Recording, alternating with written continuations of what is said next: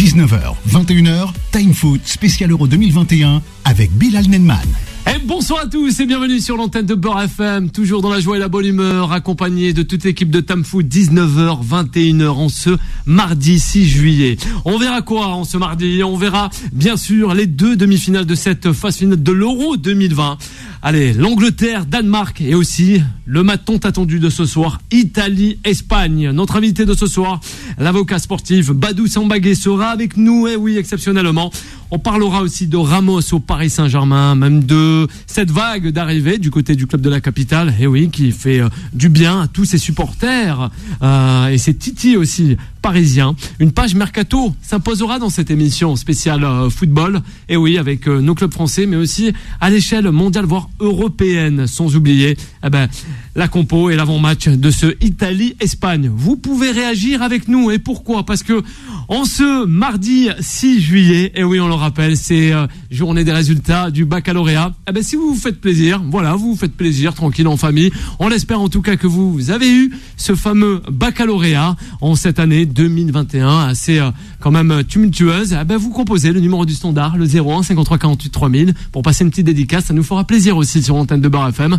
C'est parti, gogo Time Sport. Time Sport. Et avec moi ce soir pour m'accompagner, on aura le coach Tolé, sans oublier François Xavier, mais notre consultante ravissante Frédéric. Comment ça va? Ça va au top, et toi Bilal? Ça va très très bien Frédéric, car j'aperçois Vic Neige avec nous. Comment ça va Vic Neige? Salut Bilal, salut tout le monde, ça va très bien, en plus il fait beau, donc on commence la semaine avec les demi-finales, c'est parfait. Ah oui, c'est surtout ça. Eh oui, une semaine de demi, aussi de finale. Et oui, en plus il y a la Dimanche, Copa América aussi, donc la Copa, la Copa, l'Argentine face à la Colombie. Ce soir à 3h. Et le Brésil, qui s'est qualifié 1-0 avec un but de Paqueta. Neymar attend donc Messi en finale, pourquoi pas, du côté du Brésil. Juan José Dorado est de la partie aussi ce soir. Comment ça va, Juan? Hola, buenas tardes a todos. J'ai entendu, il y a des demi-finales aujourd'hui? Ouais. Quelque part? Eh oui, il y a l'Espagne, je crois aussi. Ah, Juan José, il est là avec nous, toujours élégant. Et on va voir, parce qu'il n'a pas trop le sourire. On espère qu'on va te donner ce sourire, Juan José. Il y a pas mal de personnes qui sont pour la Roja ce soir. Ouais. Parmi ces Italiens, il y a moi. Cela dit, on me dit, les Italiens, pas trop. Il y en a qui sont pour les Italiens, il y en a pour les Espagnols. Le coach Tolé, pour qui le coach Tolé? Oui, les Espagnols, le coach Tolé. Ouais. On va voir, justement. Allez, c'est parti pour le premier sujet de cette émission Time Foot. Time Sport, le sujet des sociaux. Eh oui, un hommage en tout cas sera prévu pour Eriksen lors de cette fameuse demi-finale du côté de Wembley. Les deux demi-finales se jouent en terre anglaise, britannique plus précisément. Eh oui, les Anglais un peu trop favorisés. Ça commence à faire, à faire effet sur les réseaux sociaux. Tout de même, Frédéric. Tout est fait pour que cette équipe gagne l'Euro, finalement.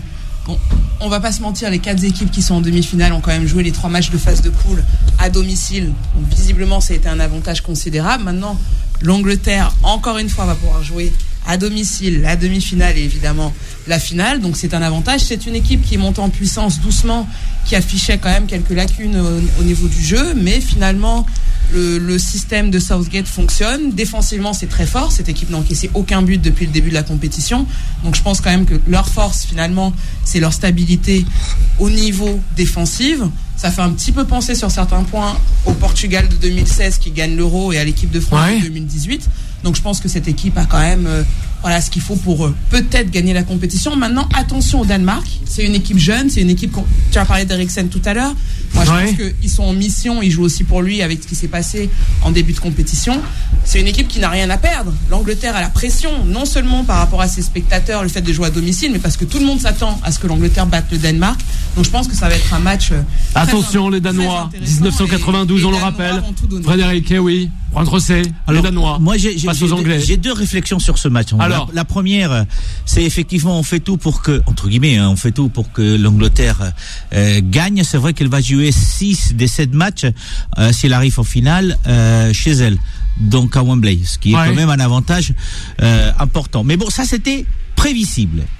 Ça, c'était prévisible. Ce qui n'était pas prévisible, peut-être, c'est le fait qu'on ait décidé d'interdire l'accès des Espagnols lors de la finale si l'Espagne venait à gagner, ou des Danois pour les demi-finales. On ne laisse pas aller ni les Danois en finale, le public danois, ni les Espagnols, ni les Italiens. Et ça commence effectivement à faire un peu désordre par rapport à ce match. Après, sur le match en soi, il y a quand même une demi-surprise et une surprise. La surprise, c'est forcément le Danemark. Personne n'attendait en demi-finale le Danemark.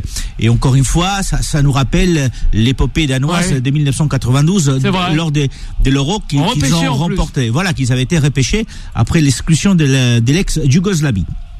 Mais la demi-surprise, c'est donc effectivement l'Angleterre, demi-surprise parce que parmi les favorites, elle n'était pas parmi les favorites, elle était parmi les outsiders, ceux qui effectivement, si le cas échéant, si les choses étaient, le vent soufflait du bon côté, ils pouvaient aller loin, ils sont allés loin, mais il faut reconnaître qu'on les attendait pas non plus en demi. C'est vrai qu'ils avaient fait un beau mondial, mais on était loin de penser qu'ils avaient effectivement l'étoffe d'équipe pour arriver en demi, voire en finale, comme c'est les cas des Italiens dont on parlera après. Mais en tout état des choses, c'est un match et un choc très intéressant, et peut-être effectivement, et c'est mon petit pronostic pour demain, j'aimerais que ce soit les Danois qui soient en finale, parce que cette belle histoire de 92 pourrait se répéter cette année avec cet hommage à Eriksen. Et c'est vrai que cette équipe danoise qui est passée en tant que ligne des troisièmes équipes avec 2 matchs perdus, se retrouve en demi-finale. C'est quand même pas mal pour cette équipe. Entre ces réactions avec nos consultants, Viknesh et aussi FX nous a rejoint. Alors Viknesh. Bon, moi je pense que l'Angleterre est largement favori pour demain. Oui, largement favori. Le Danemark, ça reste une surprise. Ils ont une mission, c'est comme des guerriers sur le terrain, ils savent pourquoi ils sont là. Ils ont une mission. On disait la même chose pour les Suisses, hein. Bien sûr, mais Suisse. Mais moi, je trouve que le Danemark, c'est plus complet, c'est plus efficace, c'est plus performant. Les joueurs, ils sont meilleurs. Ils jouent tous dans des bons clubs, ils sont pratiquement tous titulaires. On a même Braithwaite qui fait une bonne compétition, alors qu'au Barça, il fait rien. Là, on a l'impression qu'il est fit, il est affûté, il fait des actions, il mène l'équipe à lui tout seul pratiquement. Et Dolberg, qui n'est pas Casper avec la sélection, alors qu'à Nice, c'était très compliqué pour lui. Donc, franchement, le Danemark, c'est une bonne équipe. Mais moi, je pense que l'Angleterre, c'est au-dessus. Défensivement, ils sont solides, ils ont des individualités qui font la différence. Le retour de Mason Mount après le Covid, ça se voit que là, il passe en 4-2-3-1. Il y a 4 joueurs offensifs, ceux qu'on aimerait voir en équipe de France d'ailleurs. Et là, les joueurs, ils sont titulaires, ils font la différence. L'Angleterre, c'est solide, les joueurs, ils sont bons. Donc je pense que Southgate, qui est toujours critiqué pour le manque de jeu, concrètement, ça c'est notable et c'est logique parce qu'il manque un fond de jeu dans cette équipe. Mais les individualités sont tellement talentueux qu'ils arrivent à faire la différence. Et c'est paradoxal parce qu'ils ont fait leur meilleur match à l'extérieur de l'Angleterre, en quart de finale à Rome. Ils ont gagné 4-0. Là, il y avait vraiment un fond de jeu qui était propre. On a vraiment vu une différence. Donc on verra si à Wembley, ils sont performants. Parce que je pense aussi qu'il y a le fait, à domicile, ils ont la pression. Ils ont le poids de toute une nation pour aller jusqu'au bout. Donc je sais pas si c'est bien ou c'est positif pour eux malgré tout de jouer à domicile. Avec ça. Les Anglais, les Danois. Écoute, moi on en parle. J'ai envie de te dire à chaque fois. Ni l'un ni l'autre. Je trouve que c'est et pourquoi de la bouillie. T'es neutre. Je trouve qu'ils jouent très mal tous les deux. Alors oui, je suis un peu rageux sans doute. Vous en doutez bien que je n'ai pas encore très bien digéré cette défaite face à la Suisse, mais mis à part ça, je pense quand même que ces deux équipes qui sont passées entre les gouttes. Alors oui, elles ont leurs atouts, notamment un secteur offensif qui a été efficace. Mais franchement, dans le jeu, je suis pas du tout convaincu. Il y en a une des deux qui va se retrouver en finale. Ce sera sans doute l'Angleterre, j'imagine. Parce que le Danemark, l'histoire est belle, forcément, vu tout ce qu'ils ont traversé.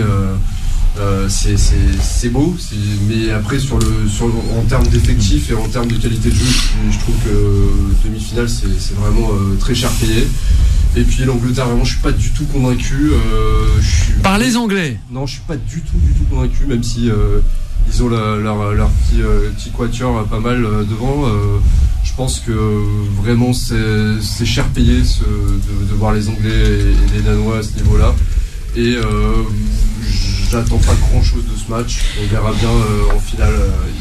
le vainqueur aura des comptes à rendre. Ouais, un peu dubitatif, on dirait. FX. Moi, très sévère, mais très sévère. Ouais, il est sévère. Laissez-moi parler, laissez-moi, je m'exprime. Ah bah ouais, on le laisse. Heureusement. Vas-y. Je suis très sévère parce que quand on voit les dernières équipes qui ont gagné, donc j'en parlais tout à l'heure, l'Euro 2016, le Portugal et la France à Coupe du Monde 2018, c'était pas un football léché. Loin de là en plus. Avec beaucoup de beaux jeux, mais pour autant ça n'a pas fait de mauvais champions. Donc l'Angleterre, si l'Angleterre va au bout, pour moi il y aura quand même eu du mérite. C'est une équipe qui a été quand même reconstruite au niveau de tous les secteurs, et Southgate finalement arriverait à faire quelque chose de qualité. Tu parlais du fait que les deux équipes n'avaient pas un jeu très très beau. Moi je pense que le Danemark a sa chance à jouer justement parce que l'Angleterre c'est solide, mais il y a quand même moyen de faire quelque chose face à eux. Je pense que c'est ça qui est intéressant, c'est que les Danois ils vont se dire de toute façon nous on a déjà fait notre Euro, on est allé plus loin, personne nous attendait là, même pas notre public, même pas. Donc à ce niveau-là, le Danemark a tout à gagner et l'Angleterre, à contrario, a tout à perdre. Donc je pense que ça va être intéressant. Ce qui fait la force de l'Angleterre, je pense, dans les derniers matchs, c'est surtout le retour d'Harry Kane, qui était fantomatique tout le début de la compétition, et qui finalement, ça y est, se réveille enfin au moment où ça compte. Il a une bonne connexion avec Sterling, il a marqué 3 buts lors des 2 derniers matchs. Je pense qu'il va essayer peut-être d'égaler les 5 buts de Ronaldo et Schick, ce qui lui permettrait, entre ses buts de Coupe du Monde 2018 et là l'Euro, d'égaler le record d'Alan Shearer de 10 buts. Donc, oui, le coach Etolé. Alors, intéressant selon notre consultant Frédéric, les Anglais, je pense. Et les Danois. On les oublie pas. C'est la demi-finale de demain. Alors, je rejoins FX sur le fait que sur le fixe, mais qu'en termes de jeu c'est difficile, mais en même temps que lorsque tu es en compétition pareille, à part peut-être l'Espagne qui a eu durant ces dernières années ce jeu léché parce que c'est travaillé depuis des décennies, qui propose vraiment du jeu. C'est difficile de proposer du jeu. Je me rappelle un arrière-goût de Coupe du Monde 2002.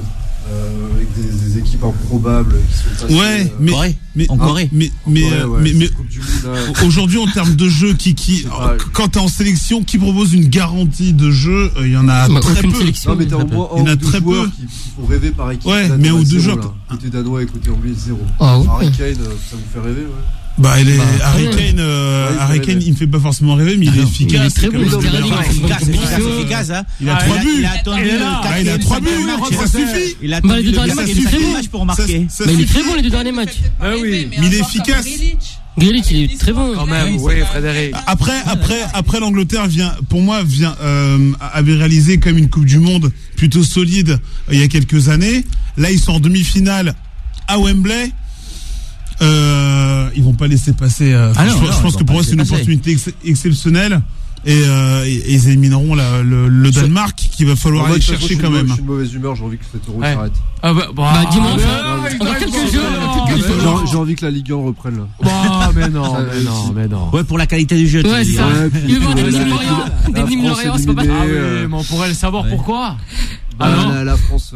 Ah ben non, on pourrait savoir pourquoi. Non, je suis un peu de mauvaise foi. Il y a eu des beaux matchs.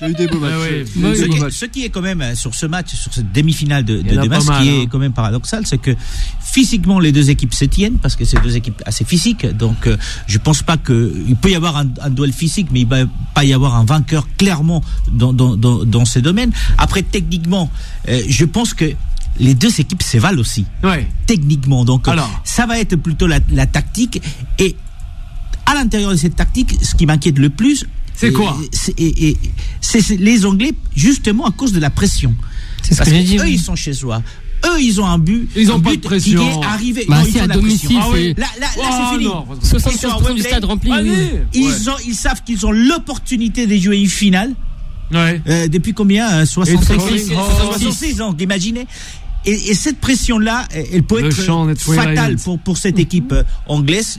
Et cette pression, comme disait Frédéric, elle n'est pas du côté danois. Elle n'est pas. Donc, si physiquement ils sont pareils, si tactiquement ils sont plus ou moins au même niveau, c'est sur le côté psychologique qui peut se jouer. Parce que je vous ai parlé de la tactique, mais tactiquement, sincèrement, je pense pas qu'ils vont faire d'énormes changements par rapport à ce qu'ils ont fait jusqu'à là. Donc, ça va être sur un fait des jeux, on l'a vu notamment avec l'Espagne, un but contre son camp, des choses comme ça, ou sinon c'est l'aspect psychologique à la fin qui va jouer, et là peut-être que les Danois ont plus de chances de se retrouver en finale que les Anglais. Aïe, aïe, aïe. Eh oui. Là, ça promet. Ça promet, Viknesh. Moi, je pense que techniquement, l'Angleterre, ils sont au-dessus. On a Alisson qui nous dit victoire du Danemark. Carrément. Elle annonce, Alisson. Non, moi, je pense pas, quand même pas. Après, je pense que l'Angleterre, ils sont largement au-dessus. Techniquement, justement, ils sont tous titulaires dans des grands clubs. Ils sont tous des très bons joueurs. Pour pas dire certains des grands joueurs comme Sterling, Kane. Ouais, nous aussi, on était dans des grands clubs. Nous aussi, les Français. Après, oui. Mais après, là, on parle que du papier. Si on pensait qu'une équipe allait gagner facilement, souvent cette équipe se faisait éliminer. Et en termes de jeu, il y a des vraies garanties, attention, dans l'équipe du Danemark. Et bien sûr, moi, c'est l'équipe qui m'a donné le plus de plaisir avec l'Italie. On va dire. Au niveau du jeu, oui. C'est une des meilleures équipes pour moi. Depuis le début de la compétition, c'est le Danemark et l'Italie. Au niveau du jeu, il n'y a rien à dire. Ils ont un fond, ça joue bien, ils ont des bons joueurs. Mais après, si on parle du point de vue, ce qui devrait se passer de la logique des choses. Parle de tous les points de vue, vas-y. Voilà, la logique des choses. Voilà. Mais après, là, on est en demi-finale. Donc je pense qu'il y a aussi l'expérience qui rentre en compte. Faut pas oublier que l'Angleterre a mis 2 clubs en finale de la LDC et un club en finale de l'Europa League. Donc ça aussi, ça compte. Donc je pense que dans ce cadre-là, l'Angleterre, c'est une bonne équipe, ils ont des bons joueurs, ils devraient s'imposer. Surtout que Sterling, il est en forme, il a domicile, lui, surtout. Comme James Mourad, il a 500 minutes de chez lui. Dans la logique, la France aurait dû. Dans la logique, la France aurait dû écraser l'Espagne. Tu me parles de grands clubs. 4-0. Dans la logique, l'Allemagne aurait dû terrasser la Hongrie en match de poule aussi 3-0. Dans la logique. Oui, mais l'Angleterre nous a montré des garanties depuis le début de la compétition. Mais Danemark a de vraies garanties aussi. Oui, bien sûr. Mais après, ça, je dis pas le contraire non plus. Ça fait pas rêver, on dirait un match de Ligue 1. Mais non. Mais tu veux le retour de la Ligue 1. Non. FX, on te comprend plus, là. Parce que là, j'ai des réactions aussi, FX, on a failli celle qui te comprend même pas. Eh oui. Un coup, le retour de la Ligue 1. Et là, il dit que c'est la Ligue 1. Pourquoi le retour de la Ligue 1? Il va y avoir des il y a des changements. Bien sûr.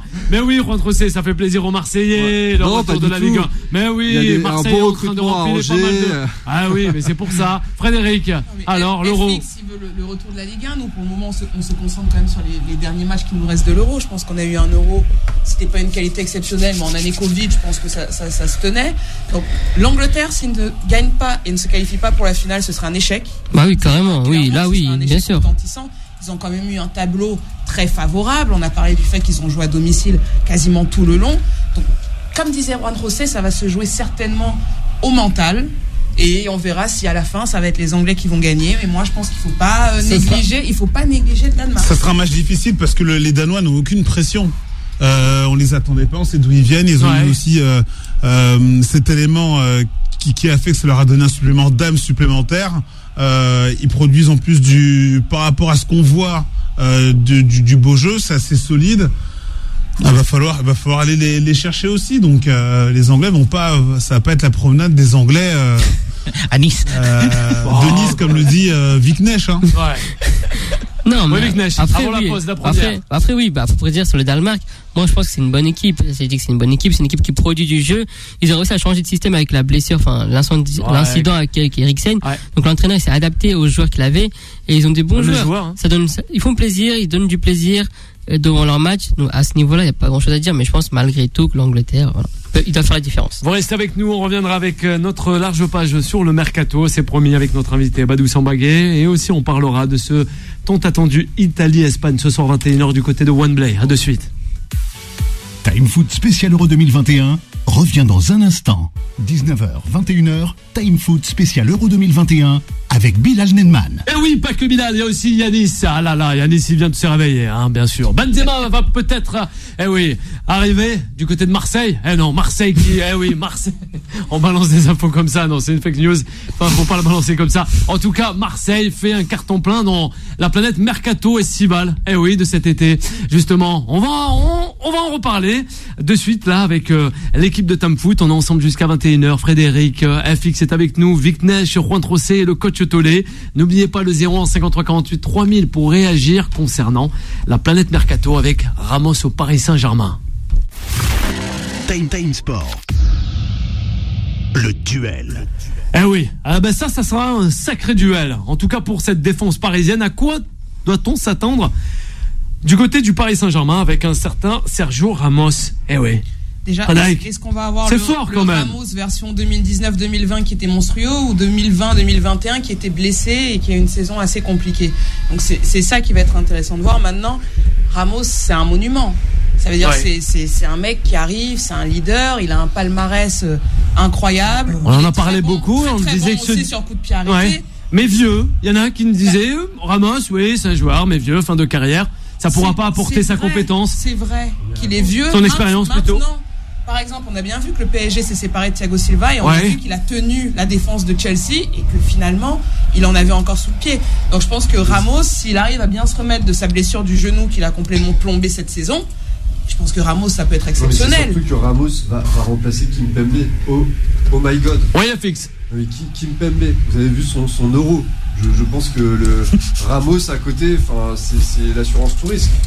Je pense que pour les dirigeants parisiens, c'est du pain béni. Après, ces prestations, déjà, Kimpembe, il n'a pas fait une saison merveilleuse, mais bon, en Ligue 1, ça passe toujours plus ou moins. Ouais. En Ligue des Champions, il a quand même montré ses limites. Ça relève au-dessus. Donc, Sergio Ramos, la défense centrale, ça va être Marquinhos, Sergio Ramos. Pas forcément. Le PSG veut conquérir. Mais est-ce qu'on ne partirait pas sur une animation peut-être à 3 dans l'axe? Maintenant, est-ce que le PSG avait besoin de Ramos? Moi, oui. 2022, le Qatar, la Coupe du Monde, Frédéric. Et il faudrait la conquérir. La visibilité, etc. Mais j'ai pas l'impression qu'au niveau des lacunes du PSG, c'était ce poste-là forcément qui Kimpembe, c'est atroce. Oui, mais est-ce que c'est forcément troué quand le PSG a échoué en Champions League? Est-ce que c'était forcément de la faute de Kimpembe? Non, il y a quand même deux choses. Il y a quand même deux choses, c'est que l'un des postes dont on parlait et depuis des mois qu'il fallait renforcer, c'était l'axe de la défense. Ça, on en a parlé des dizaines de fois dans cette émission. Donc ça, c'est une réalité. Il y a des très beaux matchs des Kimpembe, mais parfois, effectivement, il n'est pas au niveau. Donc c'était un poste à renforcer. Alors l'arrivée de Ramos. Alors il y a quand même 2 ou 3 avantages. La première, elle est juste marketing. C'est Ramos, c'est pour ça qu'on en parle. Ouais. C'est les joueurs espagnols les plus capés avec l'équipe d'Espagne. C'est pas rien. Au Real Madrid avec 4-5 coupes Champions League. Alors il a des titres champion du monde, champion d'Europe, il a tous les titres. Donc il y a quand même côté marketing une vraie valeur ajoutée pour Ramos. Et puis n'oublions pas Ramos, si j'ai dit si Navas continue à défendre la cage du PSG, Navas, Ramos, c'est des joueurs qui ont joué quand même très longtemps ensemble, qui se connaissent, qui se comprennent. Et c'est un plus pour une équipe comme le PSG au niveau européen. Peut-être que Navas sera moins obligé de sortir loin de ses buts. Parce que souvent, il sauve sur des hors-jeux mal joués de Kimpembe, il sauve la mise. Alors, oui, avec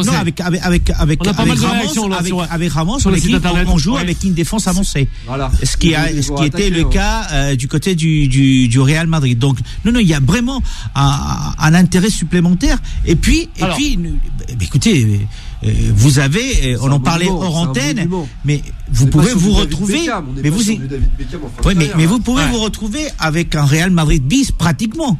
Je dis ça parce que vous avez, vous avez un Navas titulaire par exemple, vous avez un Bernat sur un côté, vous avez Ramos, vous avez Sarabia, vous avez Ander Herrera, vous avez Rico qui est suppléant pour l'instant, mais aujourd'hui, c'est plus le Brésil là, ça va être vous avez 5 Espagnols et je compte pas.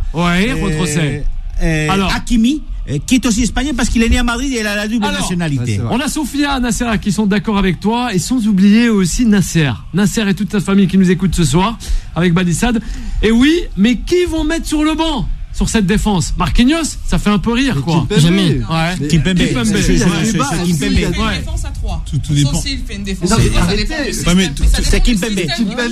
Défense à 3, c'est Kimpembe. Qu'est-ce que t'as contre Kimpembe? Il fait des bons matchs, ça. Kimpembe, s'il vous plaît. Alors, bien sûr. Moi, je pense qu'ils vont. C'est pas une défense à 3. Je pense que c'est à 3. Marquinhos et Ramos. Et Kimpembe va chauffer le banc. Alors, le coach de je pense qu'ils vont partir sur une défense à 3. C'est un peu l'animation qui excelle Pochettino, il me semble, quand il était notamment en première ligue. Donc a priori défense à 3 qui met à droite, à gauche c'est Bernat qui a pas joué depuis un an. T'imagines cette défense qui a pas joué depuis un an et dont son salaire a été augmenté. Ils sont joués ensemble tous ces 4 là. Là c'est Navas, Hakimi, Ramos, Et pas Bernat, mais il a joué avec l'équipe d'Espagne. Ah ben c'est quand même une défense qui se connaît. Que quand tu joues dans ce système de 3-5-2, faut que les offensifs défendent. Alors moi j'ai des doutes. Ouais. Moi j'ai des doutes avec Neymar et Mbappé. Ouais, j'ai assez douteux ce soir. Hein. Bah, je doute beaucoup, c'est vrai. Il doute beaucoup. Tu peux avoir devant jamais existé. Di Maria qui peut défendre. À part Bielsa, ils sont pas. T'inquiète pas. Ce soir, tu vas passer la soirée avec tu vas passer la soirée avec le coach Tolé. Tu vas voir, tu vas bien rigoler devant le match. Ouais. Pour les 3-5-2. Hein. Alors, oui, Big Nesh. Après, on va revenir à toi, le coach Tolé. Après, je pense que la venue de Ramos, c'est incroyable. Tout le monde va te dire oui. Je pense ça pas. Fait du bien. Je comprends pas comment quelqu'un peut dire que l'arrivée de Ramos c'est pas bien pour le PSG. Il y en a qui l'ont dit sur l'antenne de Bar FM. Parce que Ramos, certes, cette saison, il a été blessé, donc ça se comprend. Il a 35 ans, donc ça arrive. Sa première vraie blessure. Donc en plus, comme il a pas été à l'Euro, il a eu le temps de se soigner, de reprendre la condition physique. Ramos, il a une hygiène de vie incroyable, donc c'est un professionnel comme très rarement dans le monde du football. Il a gagné autant ou même plus de trophées que toute la Ligue 1 réunie. Donc je pense que Ramos c'est incroyable. Il a tout le temps joué à 2, dans une défense à 4, et je pense que là il pourrait jouer à 3. Avec l'arrivée d'Hakimi, il a toujours joué dans une défense à 3 au Borussia. Et même au Real, il n'a pas énormément joué. Mais à l'Inter, au Borussia, il a toujours joué dans une défense à 3. Et Ramos. Mais oui, là, c'est officiel. Donc Ramos, je pense, avec son âge, dans une défense à 3, c'est toujours mieux. Et bien sûr, Kimpembe, on veut faire une Dream Team 2022. 2022. Le Qatar fait cette Coupe du Monde. Mais j'ai l'impression qu'on veut tous les joueurs du monde. Hein. C'est l'année ou jamais pour le pays. C'est l'année ou jamais. Mais là, ils se renseignent sur Pogba, ils se renseignent sur Messi. Mais là, c'est plus que jamais. Mais là, c'est plus que jamais. Mais là, c'est plus que jamais. Là, c'est donc quelques mois après. Moi, ça m'inquiète. Attention. Moi, ça m'inquiète de dire. Excuse-moi, vas-y, Frédéric. On a vu le Real des Galactiques. Ouais, laisse Frédéric quand même en parler. Une somme d'individualité, ça ne fait pas un collectif. Donc, avoir tous ces grands noms et ces grands joueurs, c'est formidable pour le PSG et puis pour la Ligue 1, la visibilité, on l'a dit. Maintenant, à voir ce que ça va donner sur le terrain. Il faut que la mayonnaise prenne. Mais après, là, bien sûr, avoir des joueurs, mais il faut qu'il y ait des résultats derrière et que le collectif, finalement, ça fonctionne. Après, la venue de Ramos, c'est aussi positif dans le point de vue du leader technique, enfin leader du vestiaire. C'est parce qu'au PSG, on parle qu'il y a des talents, il y a énormément de joueurs techniques avec Neymar, Di Maria, Mbappé, etc. Mais chaque fois, on se plaint qu'il n'y a pas de leader dans le vestiaire, il n'y a pas de joueurs qui ont le mental. Et là, Ramos, il remplit ce critère. Il peut être le relais sur le terrain avec Pochettino. Mais oui, un fixe. Les petites facéties, les petites caprices de Neymar. Bah justement, c'est bien, c'est positif. Bah Neymar, qu'est-ce qu'il peut dire face à Ramos? Il peut rien dire. Ça peut passer ou casser. Bah non, Neymar, il peut s'incliner face à Ramos. Ramos, il a 15 fois plus de trophées que Neymar. Non, mais personne ne peut se mettre à la place de. Bah non. Il n'est pas allé au PSG pour s'incliner. C'est ça le problème. Il est allé là-bas, je pense, pour avoir. Ouais, mais là, Ramos, il est là, il est là pour le leader. Non. Le Real Madrid, c'est une institution. Le PSG, c'est pas une institution. Selon toi, c'est toi qui le dis. Non, pas encore. C'est l'objectif. C'est un grand Europe. Oui, mais c'est pas une institution. Il y a une différence. C'est un club très jeune encore, c'est un club très jeune le PSG. Arrêtez. On dit toujours très jeune. Arrêtez avec les clubs très jeunes. Il y a pas 2 ans. C'est pas une question de club jeune, c'est une question de mentalité aussi à un moment. Justement, des joueurs comme Ramos, ça aide dans cette optique-là. Non. Là où il va en venir, c'est une question de mentalité, c'est une question d'environnement, c'est une question de respect, c'est une question de tellement de choses. Arrêtez de dire à chaque fois, parce que c'est pas une question de jeunesse là. Question de jeunesse. Parce que le Real Madrid, après 50 ans d'histoire, il était comme ça contre le PSG. Par rapport à palmarès, j'entendais beaucoup les Parisiens. Oui, on a un jeune par rapport à notre histoire, le palmarès, ok. Mais l'institution n'a rien à voir avec le fait que tu sois jeune ou vieux. Ça se fait avec l'expérience. Ça se fait avec le temps. T'as des clubs qui sont là depuis 100 ans, il n'y a pas d'institution. Ça ne veut rien dire. Et puis l'institution, ça se gagne. Quand j'entends, tu l'achètes pas à Auchan, l'institution. Vous l'avez certainement lu ou entendu aujourd'hui, l'info qu'on quoi l'entourage d'Mbappé ne voudrait pas discuter avec Leonardo, mais directement avec le président. Quand tu entends ça, non, ça se passe pas comme ça dans une institution. Tu discutes avec la personne qui est mise par l'institution pour discuter. Tu ne choisis pas avec qui tu vas discuter de ta prolongation des contrats. Et c'est là où on voit si on est une institution ou pas. Oui, Juan José. C'est ça. Ouais. Frédéric, à la suite de Juan José, d'accord avec ça? Non, mais totalement. L'institution, oui.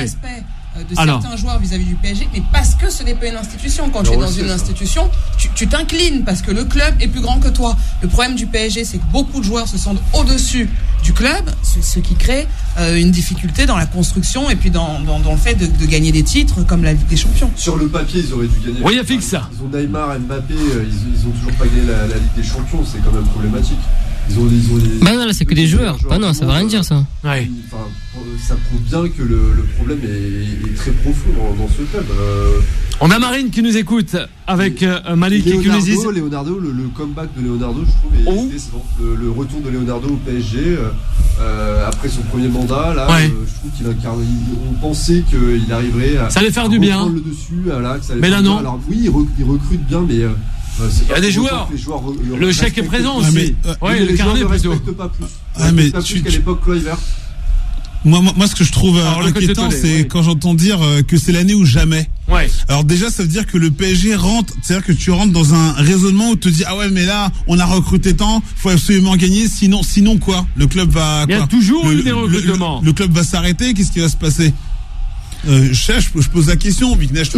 Après oui, quand je dis l'année ou jamais de quoi? Parce que tu vas chercher au point de vue du marketing ou au point de vue de l'image. Parce qu'il y a la Coupe du Monde au Qatar. Le marketing, là par contre, ce qui est inquiétant, ce que je l'entends souvent, c'est qu'on se dit marketing, image, Coupe du Monde au Qatar, mais on parle du PSG. Et ça, tout ça, moi ça m'embête pour les vrais supporters. C'est-à-dire qu'on a fini, bien sûr, l'investissement parisien au Qatar, et donc après la Coupe du Monde, qu'est-ce qui va se passer? Non, après la Coupe du Monde, je pense que les Qataris vont continuer à être au PSG. Je pense que c'est une longue histoire, c'est pour une longue période. Après, je pense qu'au niveau de l'image, au niveau du marketing, parce qu'il faut pas oublier que le PSG, ça reste l'ambassade du Qatar au niveau mondial. Donc pour eux, ça serait positif, ça serait bien. Ça mettrait un grand coup de projecteur sur leur pays et sur la Coupe du Monde aussi. Du coup, que le PSG gagne la Ligue des Champions cette année-là. Je pense que pour eux, c'est bien, c'est positif. Parce que s'ils gagnent en 2019, 2017 ou 2015, ou peu importe quand d'ailleurs, ça serait moins vu, ça serait moins perçu, ils auraient oublié. Alors que là, si le PSG gagne la Coupe du Monde et quelques mois après la Coupe du Monde au Qatar, tout est bénéfique. C'est ça compliqué, t'as dit si le PSG gagne la Coupe du Monde. La Ligue des Champions, du coup. Tu vois, tellement de le PSG au Qatar. Ouais, c'est ça en fait. C'est ça. Bien sûr, oui, Addison. Merci Frédéric. Les Qataris, c'est le Qatar. Alors, c'est le Qatar. C'est l'ambassade du PSG. Non, mais ça reste quand même un club français. Bien sûr. Pensez aux supporters français, et internationaux évidemment du PSG. Mais je pense que ce que les supporters ils veulent, c'est une équipe avec une âme. C'est ce qu'ils attendent. C'est clair. Ça fait des saisons qu'ils attendent ça. C'est ça. C'est pas en tout état. Ces joueurs-là et dire il faut gagner parce que elle a c'est pas tort. la Coupe du Monde. On le répète en tout état de cause, c'est vrai que cette année, le recrutement du PSG est beaucoup plus logique qu'il l'a été ces dernières années. Et là, c'est vrai qu'on se dit qu'effectivement, cette équipe est en train d'être construite de façon solide. Donc pour l'année prochaine, pour la gagner, ça, champion. Voilà. Là c'est sûr. Donc à ce niveau-là, l'arrivée d'Hakimi, l'arrivée de Wijnaldum, l'arrivée de Ramos, en fait, voilà. Donc on sent qu'effectivement cette équipe peut offrir plus l'année prochaine. On la sent quand même beaucoup plus performant ou armé effectivement pour l'année prochaine. Donc à ce niveau-là, je pense que le recrutement est quand même jusqu'à là assez satisfaisant. Mais il y a un gros recrutement. Voilà. Donc et ça va certainement continuer parce qu'il faut attendre quand même la fin de l'Euro pour qu'un certain nombre de dossiers. Donnarumma. On va revenir sur ces dossiers. Puisse arriver sur le mercato olympien et aussi sans oublier l'autre olympique qui est l'Olympique lyonnais. Restez avec nous, chers auditrices et auditeurs de Beurre FM. Le numéro du standard, on le rappelle, le 01 53 48 3000. Allez, on est tous ensemble jusqu'à 21h. On parlera aussi de cet avant-match Italie-Espagne. À de suite. Time Foot spécial Euro 2021 revient dans un instant. 19h, 21h, Time Foot spécial Euro 2021 avec Bilal Nenman. Retour sur l'antenne de Beurre FM. Eh oui, là, Viknesh. Tu fais quoi, Viknesh? Rien. Avec tes mains, là. Non, je sais pas si tu me fais un truc à moi. Non, parce que pendant les pauses, il se passe des choses. Tu restes cool, hein. On est avec Frédéric, avec Viknesh, FX et de la partie, sans oublier Juan José qui est là. Cette pression, elle monte, eh oui. Et Yannis, ne sait plus comment faire dans ce studio de Beurre FM et le coach Tollet. Ah ben justement, on va s'attarder avec le coach Tollet. Time Sport, la troisième mi-temps. Je sais pas, moi j'ai le droit de sourire quand même. C'est ça le coach Tollet. Ce matin, on a aperçu le président et l'homme d'affaires américain. Exactement. Dans les rues de Paris. Et le coach Tollet était là. Exactement. Il y avait du Marseille à Paris ce matin. J'ai travaillé toute la journée sur la préparation physique de mes joueuses de Montigny en vue de la saison prochaine. Ouais. On leur passe le bonsoir. On leur passe le bonsoir et donc sous les coups de 10 heures dans le 13e arrondissement, dans un espace plutôt sympathique. Donc j'aperçois donc Franck McCourt et Jacques-Henri Hérault accompagné de 2-3 personnes. Alors j'ai eu du mal un petit peu à me dire, est-ce que c'est vraiment l'actionnaire marseillais? Écoute, je cherchais une place moi pour m'installer à la Felicita là, à deux pas, et je vois le crâne de Franck McCourt et je me dis mais il a le même crâne que le président de l'OM, et je reste comme ça bloqué et je me rapproche. Et je me dis, mais il ressemble vraiment, mais c'est vrai qu'il y a le masque, donc c'était un peu compliqué. Et je vois après un autre mec aux 3/4 retourné. Mais je me dis, mais c'est Jacques-Henri, mais c'est Hérault. Et en fait, je me suis rapproché. Pas avec neige derrière. Et qu'est-ce qu'ils font ensemble? Non, j'étais pas dans le 13e. Business. Ouais, le patron est le viré. C'est vrai qu'en termes de communication, on a, comme le dit Juan José, l'actionnaire et l'ancien président qui s'est fait virer officiellement. Maintenant, on sait que Franck McCourt est aussi là pour d'autres. Il y a d'autres objectifs, autres sportifs que le club marseillais. Comme tout investisseur, c'est pas nouveau. Mais en tout cas, je me suis permis d'échanger un petit peu avec eux. Leur dire que c'était sympa de les voir comme ça alors qu'il y avait personne, pas un chat, bien sûr, pas un chat. C'était sympa, c'était cool. Le coup de tollé idéal. Tu as parlé en anglais? J'ai parlé en français, on est en France, jusqu'à preuve du contraire. Il a parlé en on est français, en France. Répondu. Non, par contre, je leur dis c'était sympa de les monsieur Hérault, monsieur McCourt de vous retrouver. Donc donc ils m'ont salué, Jacques-Henri Hérault m'a remercié et j'ai dit que vous êtes dans une région où il y a énormément de supporters comme marseillais comme moi à Paris, et donc là McCourt il me fait aller l'OM et je les ai laissés travailler, ils ont pris leur petit café et sont allés s'installer à la station F.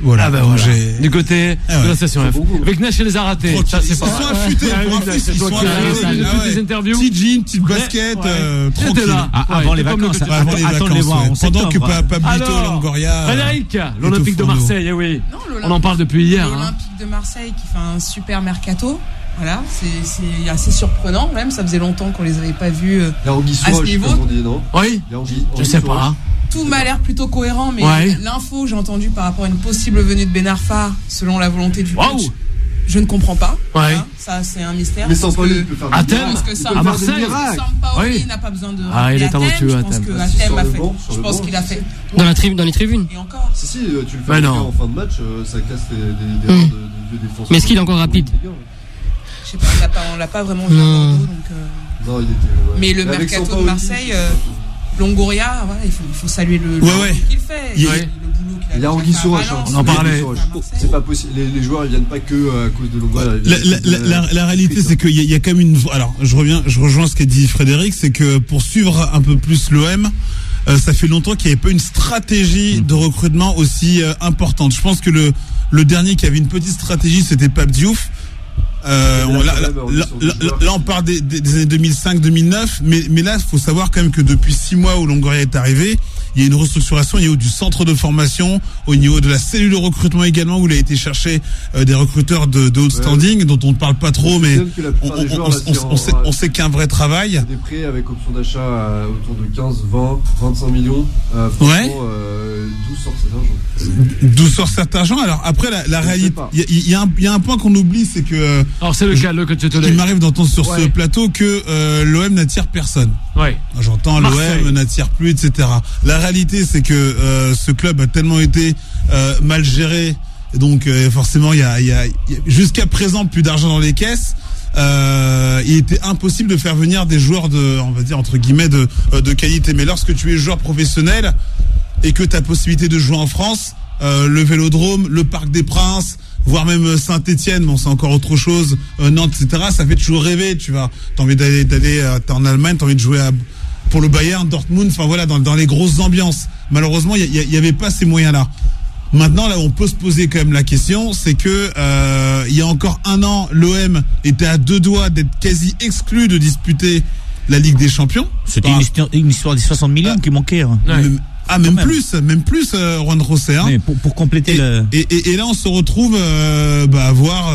Alors, on a entendu officiellement que McCourt avait délivré quand même 80 millions pour le recrutement. Oui. Et c'est vrai qu'en 1 an, qu'est-ce qui s'est passé? enfin voilà, l'argent n'arrive pas comme ça, donc il est clair que il se passe des choses du côté de Marseille dont on aura, je pense, l'officialisation d'ici quelques semaines, quelques mois. C'est vrai que le recrutement nous surprend un tout petit peu quand même, mais de façon agréable, hein, je veux dire. Là où je suis pas d'accord avec toi, c'est qu'il y a eu quand même une politique de recrutement qui a percé à un moment donné avec l'arrivée des marques courtes, et notamment Zubizarreta, quand il est donné Zubizarreta, mais les différences entre Zubizarreta et puis Rudy Garcia, ça a fait qu'effectivement, Zubizarreta a pris la porte, il est parti. Mais à ces moments-là, on commençait à voir qu'il y avait une vraie politique de recrutement, et d'ailleurs, Pablo Longoria a croisé Zubizarreta au FC Barcelone. N'oublions pas, hein. Donc, ils se connaissent. Donc, il y a une certaine... Non, mais je suis d'accord avec toi. J'ai dit un début de recrutement plus ou moins sensé, où il fallait, mais ce qui est en train de faire Pablo Longoria, c'est-à-dire, on va chercher des joueurs qui sont ou en fin de contrat, ou des joueurs qui sont pas chers et en devenir. Mais c'est ça, parce qu'il n'y a pas d'argent. Mais Zubizarreta, il voulait faire ça. Mais le problème, c'est qu'avec Rudy Garcia, c'était pas possible. Et Fix, il y a un point sur lequel il a raison, et c'est vrai qu'on lui a tapé dessus, Zubizarreta, parce qu'il y a beaucoup de joueurs intéressants qu'il a voulu faire venir, mais il n'avait pas les pleins pouvoirs car Longoria, et Rudy Garcia a mis 90%. Non, mais ça c'est les 90% des dossiers que Zubizarreta proposait. Garcia refusait parce qu'il y a une histoire d'intérêt aussi. Une histoire d'intérêt. Et puis les deux n'arrivaient pas à travailler ensemble, donc forcément. Non, c'est deux gros caractères. Et ça, c'est bien lu le travail de Longoria, mais il y a de l'argent aussi. Non, mais à Marseille. Non, mais c'est quoi? Oui, mais tu n'amènes pas des joueurs à 100 millions, quoi. Voilà. T'amènes des joueurs. Ça reste des bonnes sommes, correct. Des joueurs. C'est énorme pour la Ligue 1, des joueurs à 15-20 millions comme ça à l'appel. Gendouzi, avec option d'achat à 20. Gerson, c'est 25. Tous les autres joueurs qui sont ils ont 80 millions d'enveloppe. Ouais, mais ils sont libres, ces joueurs-là. On parle de Umtiti. Ouais, c'est tous gratuits ou c'est des prêts avec des salaires.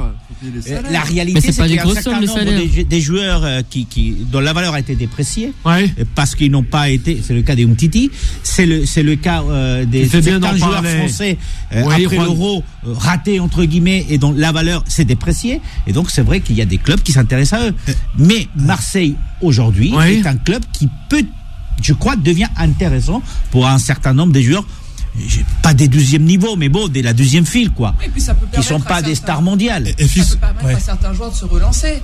Des Guendouzi par exemple, qui était quand même au fond du trou à Arsenal, qui a eu du mal un petit peu partout, mais je pense que là c'est sa chance, il va à Marseille, il est encore jeune, il peut se faire remarquer dans le bon sens en faisant une bonne saison, donc je pense qu'il y a pas mal de joueurs qui vont vouloir montrer leur valeur et se relancer complètement. En termes de salaire, faut pas oublier que tu t'es débarrassé de Mitroglou. Salaire lourd, Valère Germain, Thauvin aussi. Salaire très lourd. Thauvin, et c'est là où je te rejoins aussi, c'est rapidement, que Thauvin, on a une personne au standard. C'est passé inaperçu. On lui a proposé plus de ce qu'il touchait, Thauvin, alors que 6 mois avant, on demandait à Thauvin de réduire son salaire. Et finalement, il a refusé. Ça en dit long sur ce qui se passe réellement du côté de le 01 53 48 3000. Et c'est Mamadou qui nous appelle. Bonsoir Mamadou. Bonsoir à vous, bonsoir à toute l'équipe. Merci. Comment ça va? Oui. Ça va bien. Ça va bien, merci. Et vous? Ça va très très bien. Vraiment, ça va très très bien. On parle de l'Olympique de Marseille dans son mercato. Peut-être, vous aussi, vous avez des petites infos à nous donner, ou même, de savoir que cet Olympique de Marseille frappe fort en ce début de mercato estival. Oui, concernant le mercato, c'est vrai que là, pour le moment, Longoria, on va dire qu'il amène beaucoup de joueurs. Bon, il y a certains joueurs, on ne connaît pas. Maintenant, est-ce qu'ils vont s'adapter au niveau du championnat de Ligue 1? Ça, on ne sait pas. Maintenant, c'est beaucoup jeune pour moi, c'est jeune, il faut avoir un peu de l'expérience. J'aimerais qu'on aille chercher, je donne des exemples, comme des joueurs du profil comme type Andrayou, Lamine Gassama, qui connaissent un peu la Ligue 1, des Marseillais. Gassama, c'est pas mal, c'est vrai, oui. De leur expliquer un peu le contexte marseillais, parce qu'au niveau de la jeunesse, si vous vous souvenez bien que Vincent Labrune avait fait aussi ce type de recrutement. c'est-à-dire où il avait recruté des Benjamin Mendy, les Mina, mais c'était très jeune à l'époque, c'était le projet Dortmund. On a fini au fond du trou, quoi. Ouais. Donc voilà, après maintenant, je dis pas que Longoria n'a pas fait un bon boulot, il a fait un super boulot. Maintenant, il faut pas, c'est des noms, c'est beaucoup de noms. Maintenant, il faudra voir si le coach arrive à les faire travailler ensemble. Mais je pense que ce qui me manque moi dans ce recrutement, c'est des joueurs d'expérience. Ouais, joueurs d'expérience. Amadou, peut-être une réaction avec le coach Tolé. Oui, Amadou, bonsoir. Alors, ça fait partie de la stratégie de l'Olympique de Marseille. C'est ce qu'ils ont ciblé, d'aller chercher des joueurs à très fort potentiel. C'est ce qu'ils sont en train de faire, venant soit de France, soit de l'étranger. Et ça a été ciblé que l'OM cherche des joueurs déjà d'expérience de la Ligue 1. C'est pour cela que malheureusement et heureusement Gamero ça ne s'est pas fait. C'est pour cela que des joueurs comme il s'appelle le joueur de Saint-Etienne a été contacté, que Ferrat a été contacté, que Gassama a été aussi contacté, que David Luiz a été contacté. Ce sont des joueurs qui ont connu ou connaissent la Ligue 1. Après, faut pas oublier qu'on est que le 6 juillet. On est encore dans la première phase du mercato. Il y a 3 phases, donc ça, faut être patient là-dessus. Et c'est vrai qu'en fait, on a tellement plus l'habitude de voir l'OM aussi actif que, en général, au 6 juillet, on se dit mais il y a personne, il y a pas de recrues. On reprend avec les mêmes. Il y a 6 ou 8 jeunes qui rentrent avec l'équipe pro, etc. Mais faut pas oublier qu'on est encore au début du mercato. Donc, vous verrez que ça arrivera. Ça fait partie, en tout cas, de la stratégie. Et puis bien sûr ces jours-là sont aussi en général les transactions sont beaucoup plus longues à intervenir, mais vous inquiétez pas, l'expérience arrive du côté de Marseille. En tout cas, ça travaille. On termine avec Amadou. C'est la fin de cette première heure. J'espère en tout cas qu'il y aura de l'expérience qui va venir. Bon, sinon faut dire ce qu'il y a aussi. Faut se rendre compte qu'aussi c'est pas des joueurs qui viennent gratuits. Là, on a dépensé quasiment 50 millions d'euros. Parce que derrière ces options d'achat, tout ça, il y a des transferts qui se font. C'est quand même une belle enveloppe qu'a eu Longoria. Donc, j'espère vraiment que pour cet effectif-là, j'espère qu'on va avoir de l'expérience. J'y tiens. Bon, j'espère vraiment. Ouais. Après, je ne dis pas qu'ils vont venir pour jouer titulaire. Que ce soit, je donne des exemples. Je peux te citer des joueurs de France. Mais que ce soit Gassama, André Ayou, de Luis Gustavo, je sais pas, mais je trouve qu'il faut des joueurs de caractère. Il a contacté Gustavo, il a contacté notamment même Ribéry, qui devrait se diriger vers la Sampdoria. Donc ça fait partie justement de la deuxième phase du recrutement marseillais, d'aller chercher des joueurs d'expérience. Et là, on commence à voir des noms sortir. Et il était pas mal, Amadou, avec nous ce soir, qui nous appelait depuis la Bretagne. Faites comme lui, le 01 53 48 3000. Merci Amadou, une très belle soirée. Mission continuée comme ça. Merci, c'est très sympa. Vous restez avec nous, on est ensemble jusqu'à 21h. Voilà, il a eu un petit peu de retard, c'est Badou Sambagué, mais il nous rejoint pour la deuxième heure pour en parler aussi avec toute l'équipe de Time Foot de ce Italie-Espagne. À de suite. Time Foot spécial Euro 2021 revient dans un instant. 19h, 21h, Time Foot spécial Euro 2021 avec Bilal Nenman.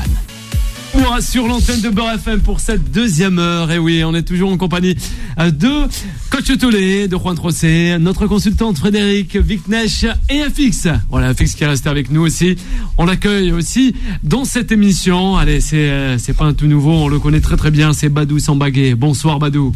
Comment ça va? Comment tu vas? Ça va très très bien Badou. Vraiment, un plaisir de t'avoir avec nous sur l'antenne de Beurre FM de BS Law. C'est ça, ce cabinet d'avocats, spécialiste aussi dans le sport et tout ce qui est mandataire sportif, quoi. Exactement. On est bien d'accord? C'est football. Voilà, football en règle générale. Même, on va dire, le media training, c'est ça, la formation, on peut, l'image, on va dire, de marque d'un sportif, quoi. Bien sûr, c'est important. Aujourd'hui, c'est un sport. Surtout aujourd'hui. Avec tout ce qui se passe. On rappelle le numéro du standard. Allez, on est avec Badou, c'est le 01 53 48 3000. Vous pouvez réagir sur le match de ce soir, la première demi-finale qui opposera l'Italie à l'Espagne du côté de Wembley en Angleterre, avec les compositions. Allez, on y va de ce pas. Time Sport. Le duel. Un sacré duel, 21h. Italie-Espagne. Allez, les compos avec Frédéric et aussi Juan Trocé. Frédéric. Alors pour l'Italie, composition classique, 4-3-3, Di Lorenzo, Donnarumma dans les goals, Di Lorenzo, Bonucci, Chiellini, Emerson qui remplace Spinazzola blessé au tendon, Barella, Jorginho, Verratti au milieu, Chiesa, Immobile, Insigne en attaque. Classique. Pas mal, Ouais. Ça va. Voilà, là ça te plaît. C'est la Ligue 1, du coup. Continue. Oui, ça voilà. me plaît, là. Ouais, parce qu'il faut le rappeler à Badou, il aimerait que cet Euro s'arrête net. Il veut la Ligue 1. Lui, il veut le retour de la Ligue 1 Uber Eats. On se demande pourquoi, mais bon, on va savoir. Ouais, avec Neige, c'est assez intéressant quand même pour les Italiens. Non, bonne composition comme d'habitude, assez solide. Juste le remplaçant de latéral gauche, mais sinon ça reste une bonne équipe. La compo de la Roja.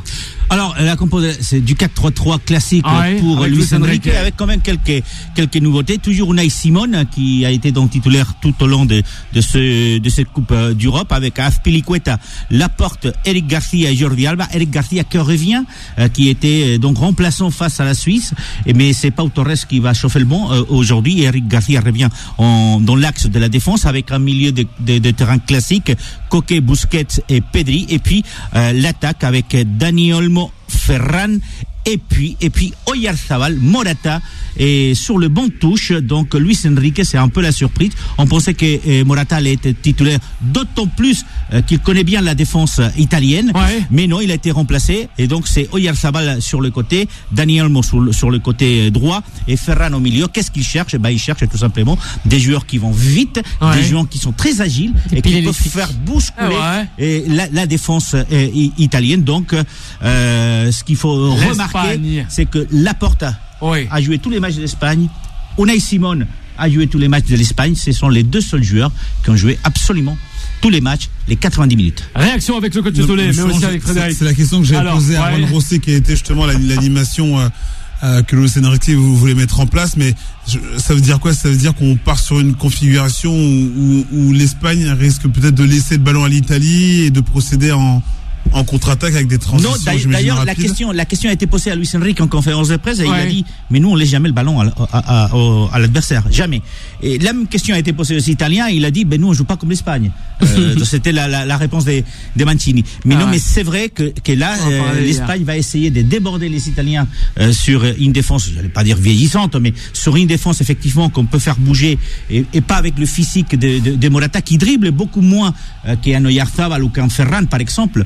Donc on va chercher de la flexibilité, de la vitesse et des joueurs effectivement qui sont capables de surprendre, parce que de garder le ballon aussi. De garder le ballon, mais si vous avez vu les derniers matchs de l'Espagne, on joue beaucoup sur les côtés et c'est de là où bien souvent les dangers pour l'équipe d'Espagne. Par contre, ils touchent pas à ce milieu des terrains avec Koke, Pedri et Busquets.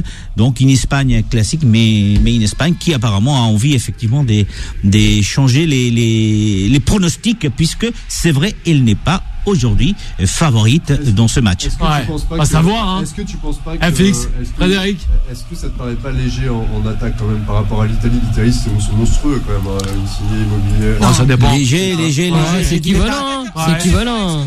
Pas léger. Alors Frédéric. Ah non, mais je soulève. Non, mais oui, je peux comprendre la question. Non, mais on peut dire oui et non, mais je pense que les deux équipes, parce que l'Italie, c'est vrai, marque beaucoup, donc on voit. Mais l'Espagne aussi a beaucoup marqué, donc on voit pas forcément ce problème. Mais si tu regardes bien les attaquants, tu vois quand même qu'un mec comme Immobile, il a énormément de mal en sélection. Il marque très peu de buts. Au milieu, ça sera Immobile et Morata aussi. Il a marqué la dernière fois, il joue bien. Et Chiesa, qui finalement a pris la place de Berardi, qui n'arrivait pas à marquer. Mais c'est quand même assez équilibré au niveau de l'attaque. Tu sens pas non plus une Italie qui va avoir avec trois attaquants qui. Mais justement, moi je pense qu'elle est assez lente. Des grands attaquants. Là, notre trappe, il est électrique devant. Cette fournée.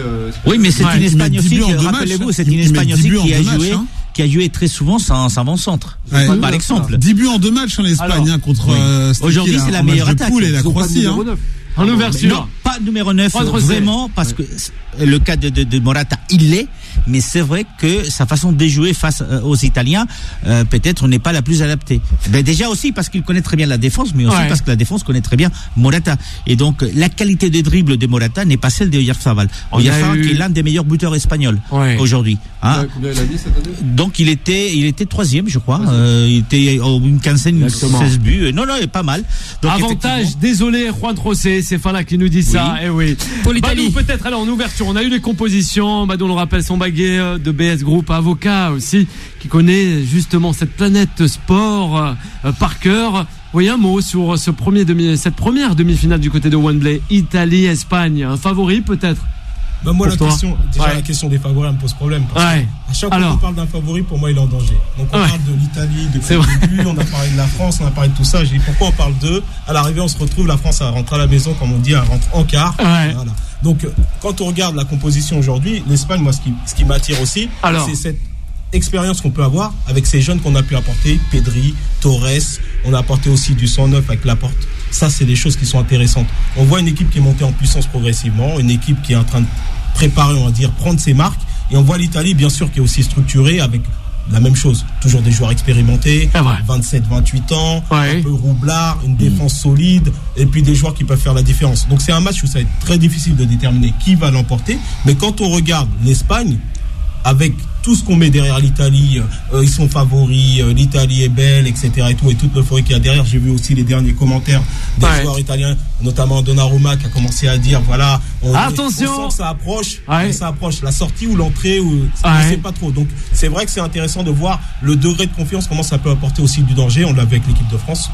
Et là, je pense que c'est aussi une situation où on peut le voir avec l'Italie. Ah ben, ça c'est bien dit. Ouais, pertinent. Deux sélectionneurs qui ont un peu le même profil aussi. Ah ben, tout à fait. Mentionné. Tout à fait. 51 ans pour l'un, 56 pour l'autre. Les deux ont repris leur sélection. Oui, et les deux ont repris la sélection en 2018 après le mondial. Que ça soit pour Luis Enrique ou Mancini. Voilà, avant de revenir sur le mercato avec Badou Sambagué. Était au mieux vu comme un outsider potentiel. Et au final, après les phases de poule, on a vu cette équipe comme une équipe clairement favorite. On a aussi vu, grâce à la victoire contre la Belgique, tout de suite, tout le monde a mis l'Italie en avant. Donc ce serait une défaite de l'Italie si l'Italie pouvait pas battre l'Espagne. Maintenant, l'Espagne monte en puissance, on l'a vu depuis le début de ce tournoi. C'est une équipe qui montre de belles choses, marque beaucoup de buts. C'est vrai à ses problèmes d'attaque, mais marque vachement de buts. Et très jeune, Luis Enrique a eu énormément de critiques tout le début de cette compétition. En Espagne, il est critiqué. En Espagne, il est énormément critiqué. Mais il a quand même tenu au niveau de ses idées, au niveau de ce qu'il voulait faire. Maintenant, je pense que ça va être un match assez ouvert où l'Espagne pourra, je pense, faire quelque chose, créer la surprise. Après, il y a Roberto Mancini. Lui, il avait dit depuis le début de l'Euro qu'il voyait son Italie gagner. On va voir s'ils vont être capables de gagner face à des Espagnols. Et puis, il n'y a pas des matchs référence entre ces deux sélections, puisque le dernier match en compétition effective, c'était... Non, 2012, l'Espagne bat l'Italie en finale 4-0. Mais en 2016, en France, l'Italie sort l'Espagne en huitième de finale, et une très mauvaise Espagne d'ailleurs. Donc, effectivement, depuis, il n'y a pas eu de match référence entre ces deux nations qui vont quand même s'affronter en Nations League au mois d'octobre, parce que on connaît déjà comment ça se passe. C'est Espagne, Italie, France, Belgique. Mais après c'est intéressant parce que là l'Espagne il a réussi à changer le système de jeu, il a réussi à changer quelques joueurs, donc ça se voit qu'il s'adapte aussi à l'Italie, parce que là devant on a 3 piles électriques, ils savent s'adapter, ils peuvent permuter, ils n'ont pas un poste fixe, même si au départ Olmo est à droite, Torres en pointe et Voyer Sabal aussi. Du coup ils peuvent permuter avec la lenteur de la défense italienne, avec Chiellini, Bonucci. Certes ils sont très très bons, il n'y a rien à dire à ce niveau là, mais il reste des joueurs très lents, donc avec la vitesse espagnole, et ça c'est bien parce qu'ils peuvent jouer de manière verticale. On leur reproche tout le temps de jouer à gauche, à droite, de faire 1000 passes dans un match, et là je pense qu'il y a des joueurs pour jouer de manière verticale. Donc l'absence de Morata et la blessure de Sarabia, c'est un moindre mal. Donc l'Espagne s'adapte, et je pense qu'il y aura un gros match, et je pense que malgré tout va se jouer au milieu, parce qu'on parle énormément du milieu italien avec Verratti, Barella, Jorginho. On en parlait hier avec toi en plus. Et du coup le milieu aussi espagnol, il est très bon. Coquet, Pedri, Busquets, ça reste un milieu incroyable aussi. Bah oui, il est, certes, on dit qu'il est vieux, 33 ans, etc. Donc, il est d'accord, Badou, avec toi, avec Nesh, notre invité. Oui, Badou Sambagué. Par Busquets, je suis vraiment surpris. C'est vrai que la saison du Barça qui était très très compliquée. On a l'impression qu'on a gardé un petit peu sur la semelle et arrivé à cet Euro-là pour dire voilà, c'est ma dernière grosse compétition avant de partir je ne sais pas où. Et là, il arrive. Voilà, c'est le taulier, c'est le patron du milieu. Ça c'est incroyable. Un joueur, lui, il arrive, il n'a pas fait de bruit et on l'attendait peut-être repartir très vite à la maison. Et puis là, on voit qu'il est costaud, il est solide. Et puis ça va dans la continuité parce que là c'est un match final derrière.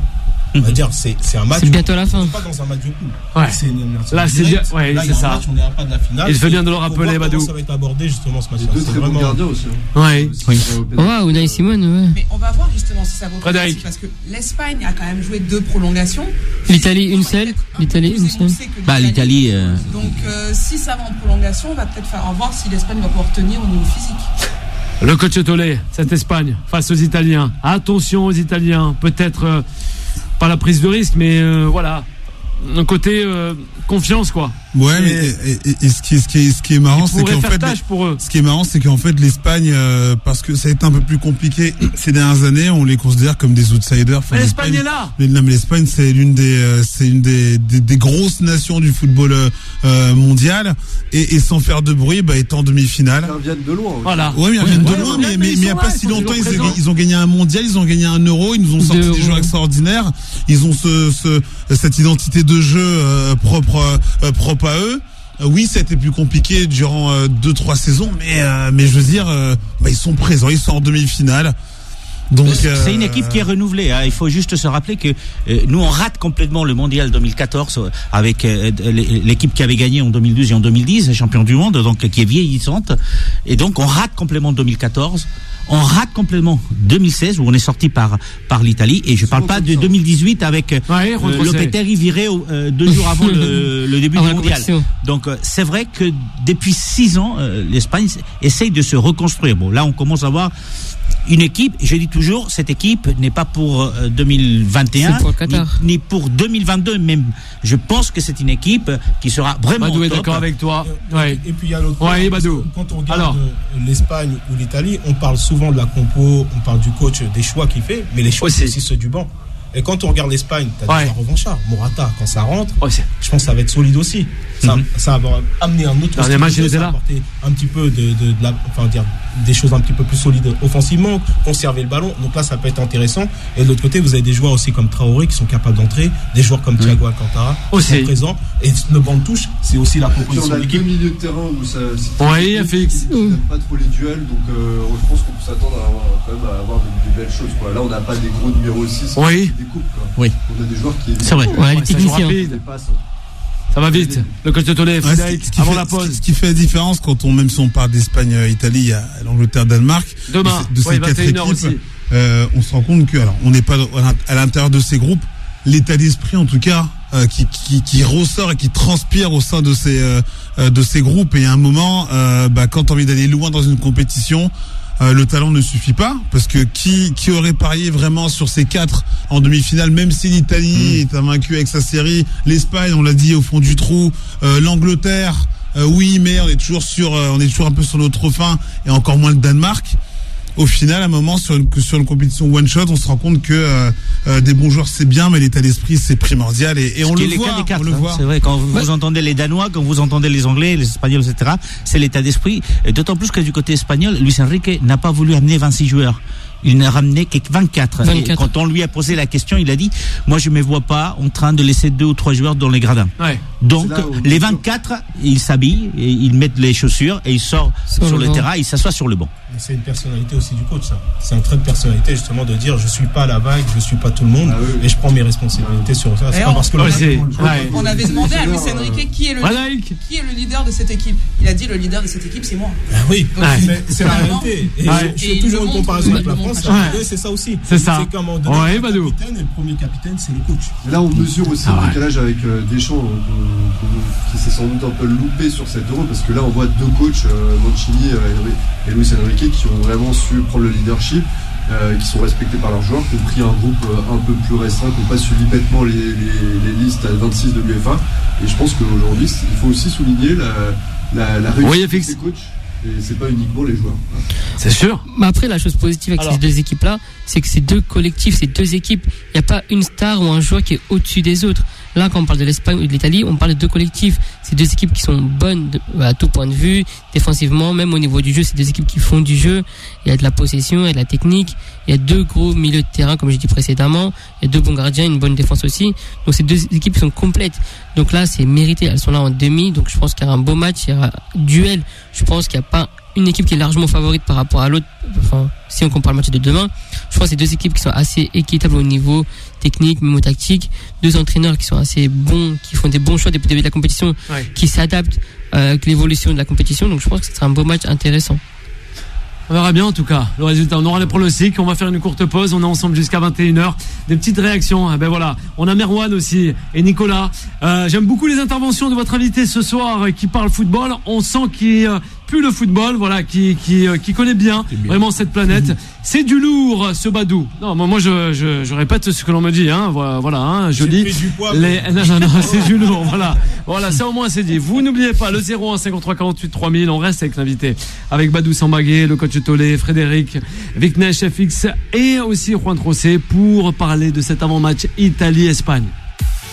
Time Foot spécial Euro 2021 revient dans un instant. 19h, 21h, Time Foot spécial Euro 2021 avec Bilal Nenman. Et de retour sur l'antenne de Beurre FM. Et oui, on est là, toujours en live, jusqu'à 21h avec Frédéric Viknesh. Oui, Viknesh, tu peux prendre. Je sais pas, tu t'es rapproché là de Frédéric. Ouais, c'est bon. J'ai pas changé de place, moi. S'il y avait été à côté, j'aurais fait pareil. Moi, j'ai pas bougé. Et le coach Tolé, sans oublier Badou Sambagué, notre invité. Justement, place à l'invité. Time Sport, The Special One. Eh oui, nous fait le privilège de nous accompagner sur cette dernière semaine d'antenne pour l'équipe de Tam Sport. Et oui, cette spéciale Tam Foot tout au long de cet Euro. Voilà, on terminera ce vendredi. De BS Group, l'avocat. Eh oui, spécialiste sur des transferts sportifs aussi. La relation avec les clubs. Si vous avez un problème, voilà, c'est lui qu'il faut aller voir. Accompagnement personnalisé, sans oublier aussi la gestion du droit à l'image et les médias training, comme on en parlait dans cette fameuse introduction de la deuxième heure. Badou, justement, aujourd'hui, on a beaucoup trop de problèmes. Quand je dis problème, on en parle, nous, sur cette antenne. On a un coach qui est avec nous, le coach Tolé. On a quand même un grand reporter qui est Juan Trocé. On a deux journalistes, justement, de l'autre côté, en la personne de Frédéric et Viknesh, pour parler un peu de cette ambiance qui règne dans le football amateur, dans l'avant, on va dire, contrat professionnel. Voilà. Avec aujourd'hui, on a beaucoup trop de parents qui se mêlent. On a beaucoup trop de parents, peut-être qui prennent le dessus vis-à-vis de coach, de club. Comment ça se passe aujourd'hui? Est-ce qu'on a un peu noirci le domaine du football, quoi, amateur, et même cette préformation en tant qu'avocat aujourd'hui? Comment le voyez-vous?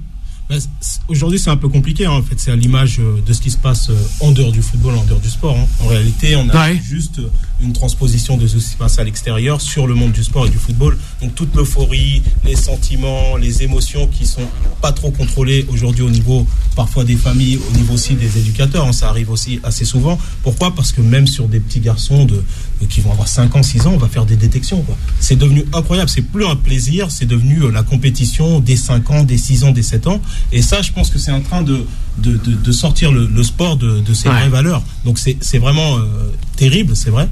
C'est compliqué pour les familles, bien sûr, mais c'est compliqué aussi pour tout le monde, pour ceux qui accompagnent, pour les passionnés, et ça devient vraiment un problème je pense, dont la fédération doit se saisir, hein. Ouais, justement, cette fédération, on en parle. C'est vrai que voilà, il y a des personnes qui ne sont plus, on va dire, au parfum de ce qui se passe sur sur le terrain, quoi. On est un peu on est un peu à l'ouest, si je peux me permettre. À l'échelle même, que ça soit la direction, que ça soit les DTN. On est à l'ouest. Ouais, on est à l'ouest. C'est le mot, le coach Tolé. Pour rejoindre ce qu'il vient de dire. Ouais, notre invité. Par rapport aux détections, moi j'entends à droite à gauche. La dernière fois, j'entends un réalisateur qui me dit: j'ai voulu inscrire mon fils de 9 ans dans tel club. Non, parce qu'il faut des détections, donc j'ai dû aller l'inscrire dans, je sais pas, bref, un club voisin. C'est-à-dire qu'aujourd'hui, les parents sont clairement le cancer du football amateur, mais ces mentalités-là nourrissent cela. C'est-à-dire que qui dit test, qui dit performance, donc tout de suite, on veut avoir les meilleurs jeunes. Faut pas oublier, et là on part complètement en vrille. Là on se trompe complètement. C'est que avant tout, c'est du plaisir. C'est du sport, c'est du plaisir, c'est des gamins, c'est des gamines, et ils ont juste envie de jouer au foot, juste envie de pratiquer du sport, simplement ça. Et ça, malheureusement, ça se perd de plus en plus jeune. C'est-à-dire qu'on est dans un système où déjà on leur inclut cette compétition de non, va falloir que tu passes un test. Il parlait de compétition en plus, l'avocat. Oui, mais moi la question que je me pose au-delà du football amateur, c'est quel est le rôle aujourd'hui des avocats dans le football professionnel? Il y a 20 ans, les avocats n'avaient pas la même représentation dans il y avait les représentants des joueurs, etc. Des avocats qui intervenaient pour fignoler les derniers détails des contrats, mais aujourd'hui, on voit que vous avez pris une place énorme dans le foot professionnel parfois plus importante que celle des représentants ou des managers des joueurs. Aujourd'hui, déjà, la place n'est pas forcément énorme. C'est la première réponse à cette question. La deuxième chose, c'est que il existe aujourd'hui des avocats qui sont plus crédibles que certains représentants. Vous me prenez à titre personnel, j'ai joué 10 ans au football avant d'être avocat. Donc, il faut le rappeler. 10 ans d'expérience de footballeur et 7 ans ou 8 ans d'expérience d'avocat. Donc je suis plus footballeur aujourd'hui qu'avocat. Donc ça, c'est la deuxième réponse. Et la troisième chose, c'est une demande des familles aujourd'hui. C'est vrai que les familles, face à tout ce qui se passe aujourd'hui, tous les problèmes qu'on peut rencontrer, ils ont besoin de savoir que s'ils s'adressent à une personne qui est avocat mandataire sportif, quand je tape sur Internet, quand je vais sur le site du barreau de Paris, je sais où la personne va être située. Elle a pas sa société à Dubaï ou je sais pas à Gibraltar. Dans les îles Caïmans. Si j'ai une difficulté, je peux immédiatement contacter cette personne et immédiatement référer s'il y a un problème quelconque qui se présente. C'est une question de confiance. C'est ce que j'appelle moi souvent la double confiance. Il va avoir la confiance de la famille envers son conseil et le conseil qui va avoir la confiance envers la famille que tout va être mis en œuvre pour pouvoir justement permettre l'accompagnement du joueur et dans les meilleures dispositions. Aujourd'hui, c'est vraiment une réponse à une défaillance de certains représentants en réalité, ce qui n'existait pas avant. Parce qu'aujourd'hui, on a tellement de changements au niveau de la représentation des joueurs, hein, qu'ils sont accompagnés par Monsieur X, par Monsieur Y. On s'en perd, etc. Donc aujourd'hui, centraliser tous ces intérêts auprès d'un conseil de choix qui a une déontologie, qui a des principes, qui est là pour accompagner une seule partie. C'est on accompagne un joueur, il accompagne un joueur. On n'accompagne pas le club. Il n'est pas intermédiaire entre les deux. Son rôle, c'est de défendre une partie. Vous voyez, dans un dossier où il y a un vol et une personne qui a été volée, dans ce cas-là, est-ce que vous allez défendre le voleur et aussi la personne qui a été volée? Ce n'est pas possible. Et aujourd'hui, dans le football, c'est des choses qui peuvent arriver. Le rôle de l'avocat, c'est de se positionner pour apporter aussi une clarté par rapport à une demande de juridique qui existe. Je suis tout à fait d'accord avec vous, mais ce qui est clair, c'est que justement, intéressant, vous avez fait référence à quelque chose d'important, c'est qu'aujourd'hui, certaines représentants représentent donc plusieurs joueurs, parfois des dizaines de joueurs, et parfois ils jouent avec ça. Donc pour placer un ici, ils vont sortir l'autre de l'autre côté, et ils jouent pas. Et je suis d'accord, toujours dans l'intérêt de leur représenter, ce que j'espère n'est pas le cas des avocats, mais ça on l'a connu en football, on le connaît. Alors, l'important c'est ce qu'on appelle le conflit d'intérêt. L'avocat ne peut pas justement se retrouver dans un conflit d'intérêt. Accompagner par exemple un sportif qui joue au Paris Saint-Germain en tant que gardien de but, c'est aujourd'hui le cas de Navas avec un recrutement de Donnarumma, un avocat ne pourra pas représenter les deux parties. Il ne pourra pas représenter à la fois Navas qui est déjà au club et ensuite placer Donnarumma pour une question financière. Son rôle, ce sera soit de laisser le dossier Donnarumma, soit de le placer dans un autre club.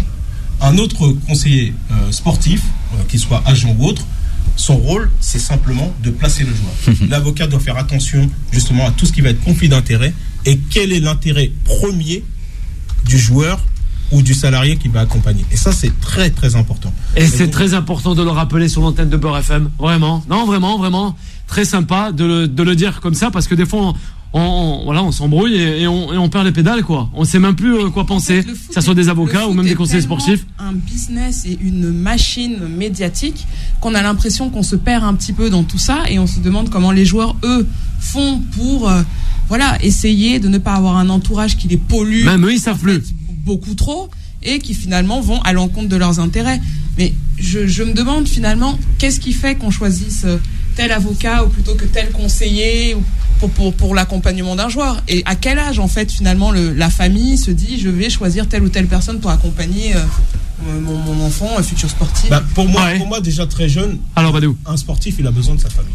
Et aujourd'hui, notre rôle, c'est justement de repositionner le rôle de la famille autour du joueur, c'est-à-dire pendant sa minorité, et au fur et à mesure de l'évolution, d'être accompagné en positionnant toujours la famille en rôle de famille. Là où il y a un problème, c'est lorsqu'on a les rôles qui s'inversent. Quand la famille devient conseiller, quand le conseiller devient plus la famille. C'est des choses qui peuvent arriver. Quand tout le monde échange un petit peu les rôles, et parfois même le joueur devient son propre agent ou devient même sa propre famille, ça devient compliqué. C'est là en réalité qu'on a le problème. Et donc, en intervenant sur ces dossiers, notre rôle, c'est d'établir plusieurs étapes dans la carrière d'un joueur. Au départ, il doit être effectivement encadré, géré, accompagné par sa famille qui doit avoir un rôle central. Ce rôle central, il doit rester durant toute la carrière. Ensuite, on a une évolution lorsqu'il tend vers le monde professionnel où là, on a un rapport direct en tant que professionnel avec le joueur qui s'émancipe, qui affirme sa personnalité, ce qui est nécessaire dans un vestiaire, parce que quand vous arrivez dans un vestiaire, comme je dis souvent, vous n'arrivez pas avec un sac à dos. Vous arrivez avec les bagages, il faut les poser, il faut s'affirmer contre les joueurs qui ont joué 300 matchs, 500 matchs, et s'ils parlent en langue étrangère sur vous, vous n'allez pas vous blesser l'entraînement d'après, hein. Vous êtes là, vous êtes solide. Donc ça, c'est très très important. Il faut développer le joueur, et ça, il faut des professionnels autour, et il ne faut pas des sentiments, il ne faut pas des émotions, il faut du résultat. Et là, à partir de là, le professionnel a tout son rôle. Ensuite, la famille doit conserver ce rôle autour du joueur pour qu'il puisse avoir l'ensemble de ses préoccupations remplies. La partie financière, la partie investissement, il doit compter sur des personnes de confiance qui en général doivent être la famille. Ça, c'est extrêmement important. Pourquoi ? Parce que son rôle doit être celui du terrain, tout en ayant un regard sur tout ce qu'il y a autour. Parce qu'on ne peut pas demander à un joueur de dire je laisse mon agent gérer, je laisse ma famille gérer. Non, il doit s'intéresser justement à sa carrière. Mais par contre, il doit être rassuré. Il doit avoir des professionnels autour de lui, il doit avoir sa famille autour de lui qui doivent lui permettre justement d'être rassuré sur ces aspects-là pendant qu'il est performant sur le terrain. Ça arrive souvent sur des jeunes joueurs qui, lorsqu'ils sont encore scolarisés, ils ont un contrôle le lundi, le dimanche, ils sont nuls sur le terrain, ils sont mauvais. Et c'est un peu la même chose chez les joueurs plus confirmés, c'est qu'ils ont un autre problème qui n'est pas l'école, qui est sûrement un problème financier, un problème d'investissement, un problème de couple ou autre. Et le week-end, ils sont mauvais. Et j'ai envie de dire, dans l'équipe, ils prennent 2 ou 3 et on ne comprend pas pourquoi. Donc en réalité, il y a tout cet accompagnement-là à mettre en place autour du joueur. Et ce n'est pas de l'à peu près. C'est des choses qui sont importantes parce que le joueur va avoir une seule carrière. Renouvelée parfois. Une carrière qui peut dévier à tout moment. Et nous fait voyager ce Manu Sambagué, quand même, sur l'aspect d'un joueur. Oui, c'est intéressant. Ma question, alors, le coach de Tolé et Ovik Nash aussi. C'est que, est-ce que les jeunes joueurs sont réellement préparés? Est-ce qu'on leur donne les moyens de se préparer avant de rentrer dans la fosse au lion? Je vais peut-être, choquer beaucoup de personnes, mais je suis un petit peu un anti-centre de formation. Alors, parce que pourquoi? je considère que les centres de formation sont destinés à placer des sportifs issus souvent du même environnement social, soit rural, soit quartier ou autre, mais des environnements qui ont justement un milieu social qui se rapproche assez souvent, dans un même environnement, avec les mêmes codes, la même scolarité, le même endroit, la recherche des mêmes objectifs, et donc on les met dans un cocon. Donc on les empêche de voir la vraie vie. Et je suis contre ça. Tous les jeunes que j'ai pu accompagner, en tout cas les familles qui m'ont sollicité, la première chose que j'aurais demandé, c'est passer par des jeunes comme Ousmane Dembélé, comme d'autres jeunes qui sont arrivés après, c'est d'emménager avec la famille, quand ils peuvent le faire. Et Mbappé l'a fait. Et certains joueurs l'ont fait. Et on voit après qu'il y a un équilibre. Après, cet équilibre peut être cassé parce qu'il y a d'autres critères qui peuvent entrer en compte. Mais pour la réussite du joueur et pour développer aussi sa personnalité, développer aussi sa vision du monde, parce qu'on est un peu utopiste parfois, il faut justement ouvrir cette opportunité. Parce qu'à la fin, on se retrouve avec un certain nombre de joueurs qui ne sont pas conservés dans les centres. Pour moi, plus de 90%. Ils vont où? Et parfois, ils retournent au quartier. Et parfois, c'est les mêmes personnes qui vont les aider. Les mêmes conseillers, les mêmes anciens éducateurs, les mêmes peut-être avocats qui sont issus de ces quartiers-là, mais même peut-être agents qui sont issus de ce quartier-là. Et à un moment donné, on se retrouve avec une situation où on fait seulement briller ceux qui sont nos champions du monde. Mais derrière, on a 90% qui n'ont retrouvé aucune voie, qui n'ont pas de double projet, alors que c'est imposé par la loi, c'est dans le code du sport, il y a une convention qui est signée, il n'y a aucune sanction contre les clubs pour cet aspect-là. Et aujourd'hui, on regarde celui qui va gagner la Coupe du Monde, mais on oublie tous ceux qui sont passés derrière. Donc le centre de formation, pour moi, brise les joueurs et aujourd'hui ne permet pas justement d'avoir un double projet. Au pire, s'ils ne réussissent pas en tant que joueur, ils doivent réussir au moins dans la vie et développer un autre projet. Mais est-ce que vous êtes écouté quand on parle des jeunes joueurs qui souhaitent passer professionnels parce qu'ils sont l'âge de signer un premier contrat, et on le voit, des jeunes du PSG qui partent en Allemagne, des jeunes du Barcelone qui viennent au PSG. Quel est votre rôle là-dedans? C'est de les accompagner, de leur éclairer? Parce que quand il y a des joueurs, tu dis mais pourquoi à 16 ans il demande un contrat pro et pourquoi il part, il n'est même pas encore formé? À mon avis, un joueur déjà qui est formé dans un club, pour moi, dans 99% des cas, doit signer professionnel dans son club formateur.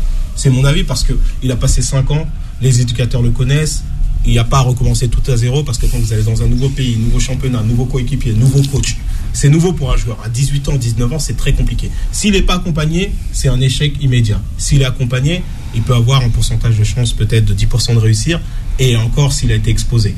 Donc pour moi, ça c'est la première chose. La deuxième chose, c'est que les départs des joueurs ou les signatures des contrats précoces à 16 ans ou 17 ans, on a toujours vu statistiquement que ce n'est pas forcément une bonne chose pour le joueur. Pourquoi ? Parce qu'il n'est pas prêt à ce moment-là. Il le signe peut-être parce qu'il est dans une situation contractuelle qui est favorable, qui lui permet de signer ce premier contrat pro, mais il n'est pas forcément prêt à jouer avec les professionnels. Et en plus, on ne lui fait pas la place. Ouais. Parce qu'aujourd'hui, il faut dire ce qui est, on a peut-être des fois un effectif de 30 joueurs ou 25 joueurs dans un club de Ligue 1, mais en réalité, il y en a peut-être 50% qui vont jouer peut-être 20 matchs. Et les autres vont peut-être être des seconds choix qui vont être à des niveaux de rémunération beaucoup plus importants que des jeunes professionnels. On aurait pu couvrir peut-être 5 joueurs professionnels du centre de formation. Donc pour moi, c'est aussi dû à ce qu'on expliquait tout à l'heure, ce qui existe dans le monde du football, à savoir l'urgence, la recherche de la compétition. Le premier joueur qui va jouer professionnel, alors que entre nous, autour de la table, on ne peut pas dire à quel âge Messi a joué son premier match en pro, à quel âge il a signé professionnel. Ce qui compte, c'est l'actualité. Et aujourd'hui, les familles, c'est vrai, sont souvent attirées par l'immédiat.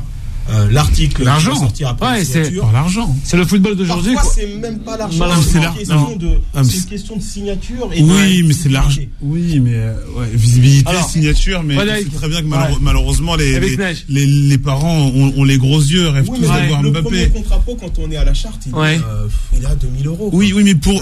Ça dépend pour qui. Ça dépend pour qui. Ça dépend. Voilà, il y a une exposition. Alors Frédéric Ebiknecht, avant la pause. C'est ça le problème, c'est que comme le foot, c'est un sport qui génère énormément d'argent, les parents finalement ils ont l'œil sur ça, ils se disent mon fils ou ma fille va être enfin surtout les hommes plutôt parce que ça rapporte pas autant chez les femmes, il va se dire mon fils va être joueur de foot professionnel, et ils vont se dire c'est toute la famille qui va justement manger cet argent de cette carrière. Donc moi je pense que malheureusement les parents, il y a une ingérence qui est trop présente dans la carrière du sportif professionnel et que ça va au détriment en fait de l'enfant. Je vous rejoins, et c'est juste pour Madou, à ce point-là, c'est que lors d'un premier rendez-vous, la première chose que j'expose à une famille ou un joueur, c'est que la famille restera à sa place, que l'avocat ou le conseil restera à sa place et que le joueur restera à sa place. Et si on n'a pas d'accord sur ce point-là, on n'a pas besoin d'avancer plus loin. Et ça, c'est un élément qui est important et je suis totalement là-dessus. Mais est-ce que justement les familles vous écoutent? Parce qu'actuellement, on voit pas mal de membres des familles, on voit la famille Rabiot, la famille Mbappé, etc., qui prennent que des avocats ou qui prennent pas énormément de monde pour s'encadrer. Est-ce que vous trouvez ça normal? Est-ce que c'est bien pour le joueur? Moi, je suis défavorable à cela.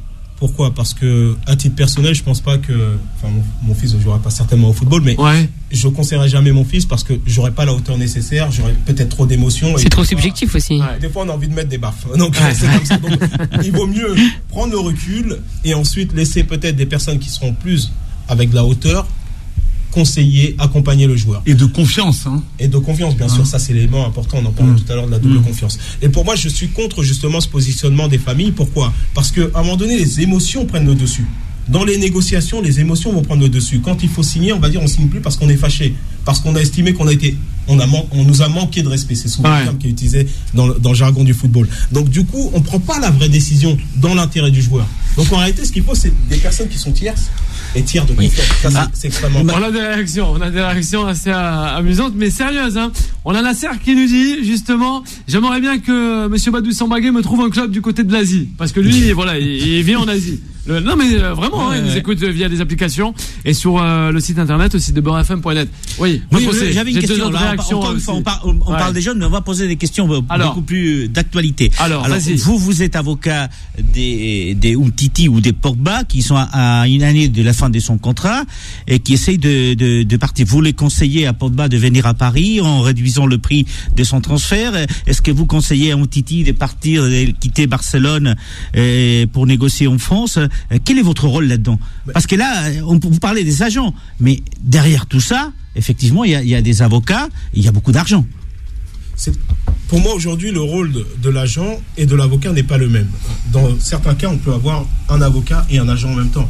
Et parfois, on peut avoir simplement un agent et parfois, on peut simplement avoir un avocat. Mais pour moi, le cas où on a simplement un agent, c'est des dossiers sur lesquels c'est assez compliqué dans la mesure où il y a du juridique et le juridique est un domaine qui est réservé à l'avocat. Oui. Donc ça, c'est la première chose. La deuxième chose, c'est que dans ce genre de situation, bien sûr qu'on peut avoir un projet sportif qui peut être plus intéressant ou un projet financier qui fait partie de la carrière d'un joueur, parce que quand un joueur rentre dans le vestiaire, j'ai envie de dire, son contrat fait partie aussi de sa carrière.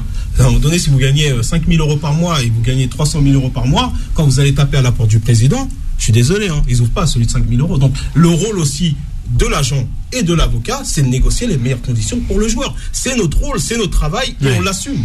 Et on le dit souvent aux joueurs d'ailleurs, on dit c'est notre responsabilité. Parce que dans 15 ans, quand la carrière sera terminée, excusez-moi, le club ne va pas venir pour vous offrir une reconversion. Donc notre rôle, c'est de faire en sorte qu'il ait le meilleur projet sportif, le meilleur projet financier et surtout sur le long terme. Ça, c'est extrêmement important. Donc ça, on n'a pas à se cacher justement cet élément-là. C'est notre rôle. Pourquoi ? Parce que en réalité, qu'est-ce qui finance le football ? Pour moi, ce sont les fans déjà. Parce que ce sont les fans qui regardent la télé, ce sont les fans qui vont au stade, et derrière, les vrais acteurs, ça reste les joueurs qui ont une carrière courte, quand les dirigeants auront une carrière super longue. Badou Sambagué avec nous sur l'antenne de Beurre FM. On va faire une courte pause, ça sera la dernière. On a pas mal de réactions à venir concernant justement le juridique et aussi les impacts dus au Brexit. N'oubliez pas de réagir avec nous au 01 53 48 3000. On parlera, c'est promis, de l'Italie-Espagne, première demi-finale ce soir, 21h du côté de Wembley. À de suite. Time Foot spécial Euro 2021 revient dans un instant. 19h, 21h, Time Foot spécial Euro 2021 avec Bilal Nenman. Et de retour pour la dernière partie de cette émission. Voilà, ensemble jusqu'à 21h dans un peu moins de 20 minutes. Italie, on le rappelle, Espagne du côté de Wembley, en terre britannique. Mais on est toujours ensemble avec Juan José, Viknesh, le coach Tolé et notre consultante Frédéric. Voilà, il est avec nous, c'est notre invité, ensemble jusqu'à 21h, Badou Sambagué. Une petite réaction, et oui, on en a pas mal aussi sur les réseaux sociaux, notamment des auditrices, des auditeurs de Beurre FM. Quelles sont les mesures de prévention, Badou, juridiques pour protéger les mineurs dans le football ? La première chose, elle concerne d'abord la limitation des transferts. Les transferts sont interdits justement d'une fédération à une autre, notamment quand on a des joueurs qui peuvent arriver d'Afrique à Europe ou d'Amérique latine, c'est-à-dire du Brésil vers l'Europe. Ces transferts ne peuvent être faits qu'à l'âge de 18 ans. En Europe, on passe à 16 ans, parce qu'on considère qu'on peut mettre en place un projet pédagogique et une formation pour le sportif. Aujourd'hui, avec le Brexit, c'est un peu plus compliqué pour l'Angleterre. Justement, l'impact du Brexit sur les footballeurs français, peut-être, Badou. Pour moi, c'est surtout dramatique pour les jeunes joueurs. Pas dans le sens où les jeunes joueurs seraient partis en Angleterre, mais parce qu'aujourd'hui, les clubs français ont conscience que le marché anglais étant fermé, ils ont plus d'opportunités justement de pouvoir conserver les joueurs et donc naturellement ils en jouent aujourd'hui. Donc on se retrouve aujourd'hui avec un certain nombre de joueurs qui se retrouvent sans club à la sortie du centre de formation, des joueurs qui aussi devraient être peut-être considérés de manière différente le sont beaucoup moins, et donc on se retrouve avec des jeunes joueurs surtout en difficulté. En ce qui concerne les joueurs professionnels, en réalité ça va être un avantage. Pourquoi ? Parce qu'on a un système de points qui en réalité n'en est pas un, parce qu'il permet à certains joueurs, notamment quand on joue en Ligue 1, de pouvoir quand même partir en Angleterre. On a vu que Perrault est parti de Brest à Southampton, il n'y a pas eu de blocage particulier. Et donc il y a un joueur qui vient de signer de Salzbourg vers Brighton aujourd'hui. Aujourd'hui, il n'y a pas eu de problème particulier non plus. Donc quand on regarde, l'Angleterre s'est mis dans un système sélectif. Et aujourd'hui, on est dans un système où les meilleurs viennent. Et donc, s'il n'y a pas meilleur ailleurs, on préfère prendre des joueurs anglais et développer le football anglais. Ce qui est une très très bonne stratégie. C'est pas l'objectif qui était visé au départ, mais en réalité, ça correspond à une stratégie qui est extrêmement intéressante. Oui, Frédéric, peut-être. On poursuit avant l'Italie-Espagne. Je rebondissais là-dessus. C'est vrai que peut-être ça permet de développer le championnat anglais. Et c'est peut-être ce qui fait que c'est actuellement, selon moi, le meilleur. Parce que c'est cette façon dont c'est élitiste, beaucoup d'appelés, peu d'élus, mais au moins, c'est un bon cru, quoi. Italie-Espagne. Première demi-finale de cet Euro 2020 du côté de Wembley. Oui, Viknesh. On en parlait, on va voir les pronostics en cette toute fin d'émission, c'est promis, de toute l'équipe de Time Foot. Alors, 15 minutes avant le début. On a 15 minutes et comme ça a été dit précédemment, comme on l'a dit tout à l'heure, c'est la plus belle affiche des demi-finales. C'est deux équipes qui a été attendu sans vraiment être attendu, parce que c'est deux grosses équipes européennes, c'est deux équipes qui ont une stature à se faire respecter, et on ne les attendait pas. C'était deux outsiders au début de la compétition, et l'Italie au fur et à mesure c'est devenu une favorite avec des bonnes prestations, une bonne équipe, un gros milieu de terrain, comme je le dis encore une fois. Ils sont très performants. Jorginho, c'est le cerveau de l'équipe. Barella, il est là pour exécuter, et Verratti, il est là pour avoir le ballon et avoir la possession aussi, du coup. et Insigne qui commence à monter en puissance. Le dernier match, il a inscrit un très beau but. On l'attendait qu'il réponde présent parce qu'à Napoli, il est très bon, il est performant, il est un leader. En Italie, on l'attendait parce que c'est un bon joueur, il était là sur le terrain, mais il n'était pas décisif. Et là, c'est l'occasion. Il a montré durant les quarts de finale. Et du coup, la demi-finale, là, il faut qu'il réponde présent. Et Chiesa, c'est un peu la surprise. Au début de la compétition, il n'était pas titulaire. Et là, il revient. Donc, l'Italie, c'est une bonne équipe, assez équilibrée. Pas de star véridique, comme je l'ai dit précédemment. Sur d'elle, peut-être.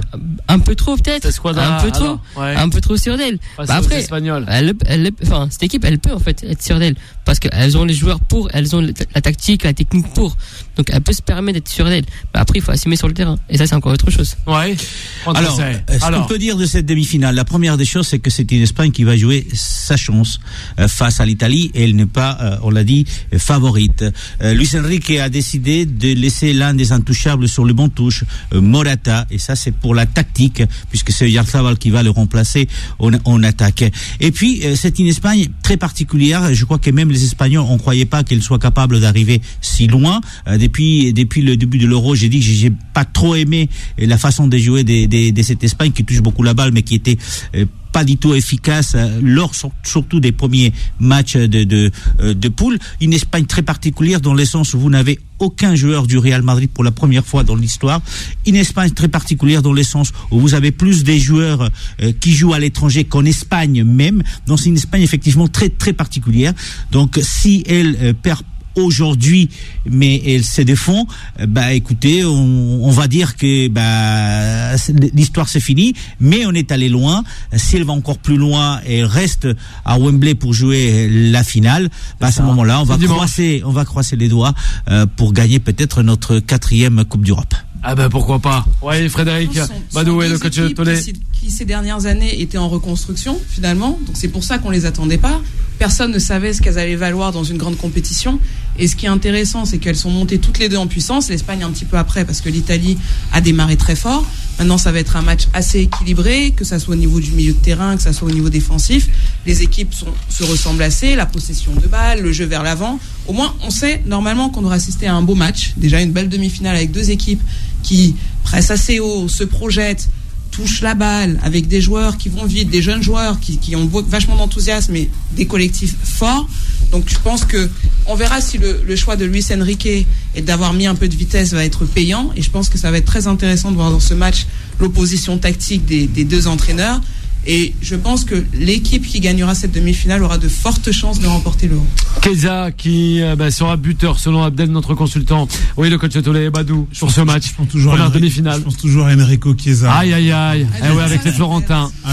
Ah oui, la Fiorentina, Dori Costa, Gabriel Batistuta, c'est ça entre autres. Ça commence à dater, hein. Ça commence à dater. Oui, c'est une belle époque. Et du Grand Parme. Ouais. Ah, Parme, ouais, ça c'est autre chose. Marseille 3-0 en finale de l'UEFA 99. Ça nous a fait mal, ça. Ça fait très très mal, oui, Badou. Ils étaient pas mal. Il n'existait pas avec Nesh. Avec Nesh, oui. J'avais 4 ans. J'avais 4 ans à 99. Il était à Moscou avec Nesh. Il était à Moscou lors de cette finale. Alors, justement, messieurs, Badou, notre invité, et aussi le coach Tollet, cette première demi-finale, c'est vrai.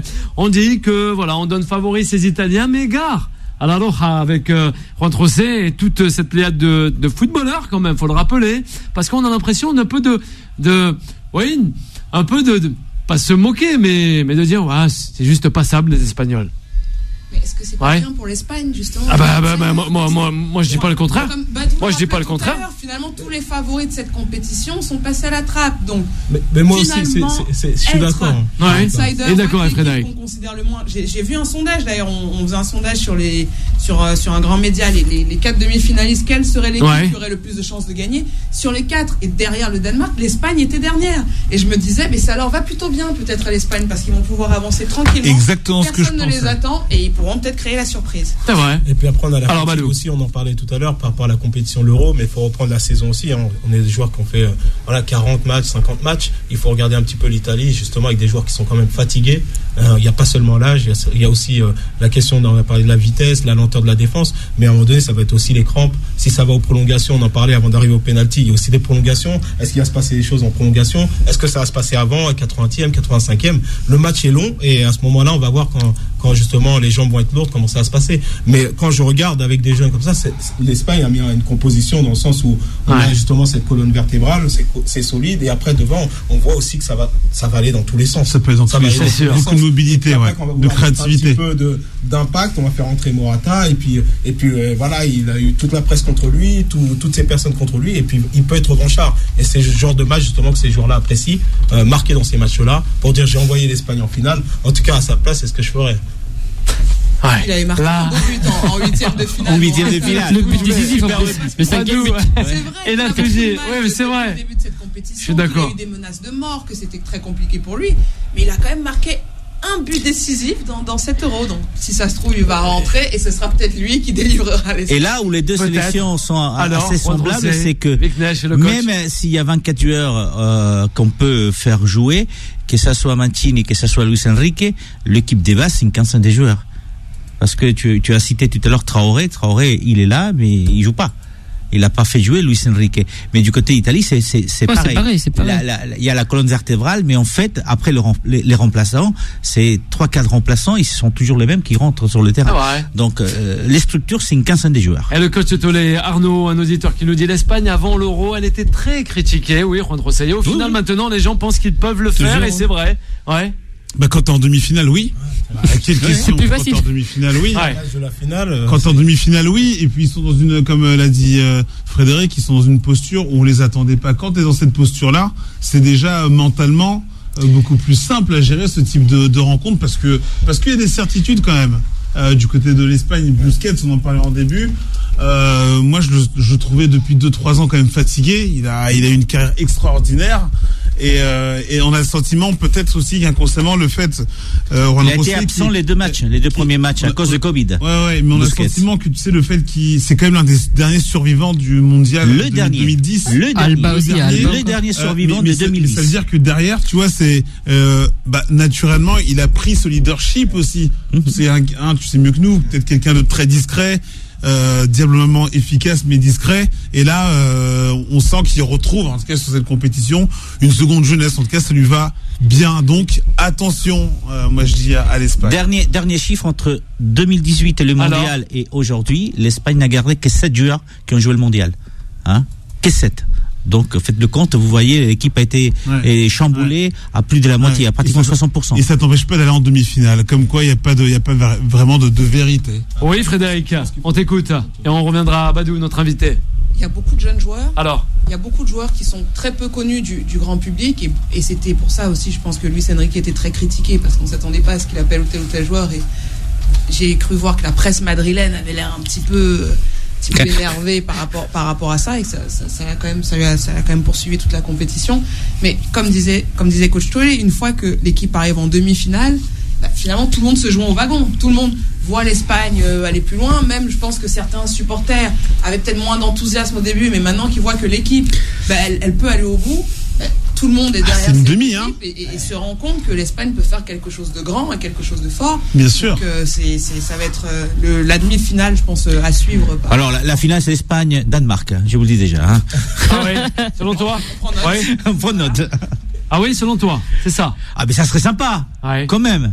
Les Danois, parce qu'il y a une histoire derrière cet euro avec eux, et l'Espagne parce que personne ne l'attendait.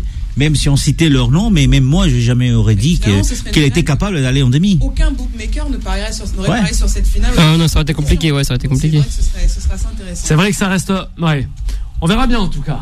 Les Anglais sont en bonne posture. Bon, les Danois, peut-être un remake, comme le disait le coach Tolé, ou encore Kamel Presidente de 92.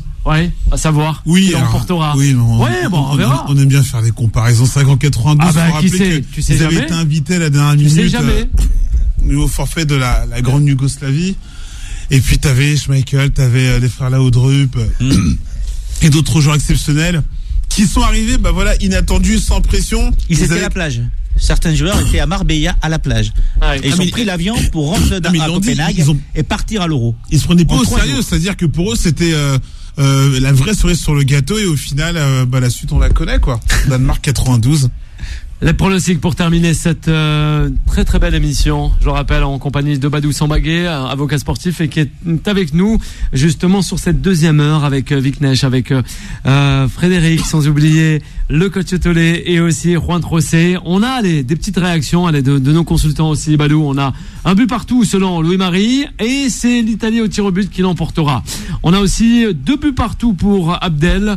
Fala qui nous dit justement ça sera les Italiens qui l'emporteront pour vous. Viknesh, allez Viknesh. Je dirais 2-1 pour l'Italie, but de Chiesa et Weir Sabal entre autres. Ouais. 1-0 Frédéric. Oui, combien? 1-0 Espagne. 1-0 pour l'équipe d'Espagne. Le coach Tolé. 2-1 Espagne. 2-1 pour l'Espagne. Juan José. Ce sera 2-2 à la fin du temps réglementaire et 3-2 pour l'Espagne en prolongation. Ah, 3-2 pour l'Espagne. Ah, on verra bien, ça promet. Et Badou, allez, notre invité. 2-1 pour l'Espagne. C'est ça.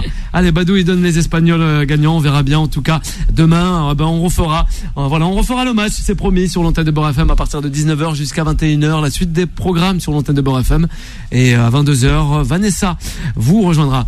Merci à Yanis, notre réalisateur. On se retrouve dès demain, et un grand merci à toute l'équipe de Time Foot, sans oublier notre invité, Badou Sambagué. Retrouvez Time Foot spécial Euro 2021 du lundi au vendredi de 19h à 21h sur Beurre FM.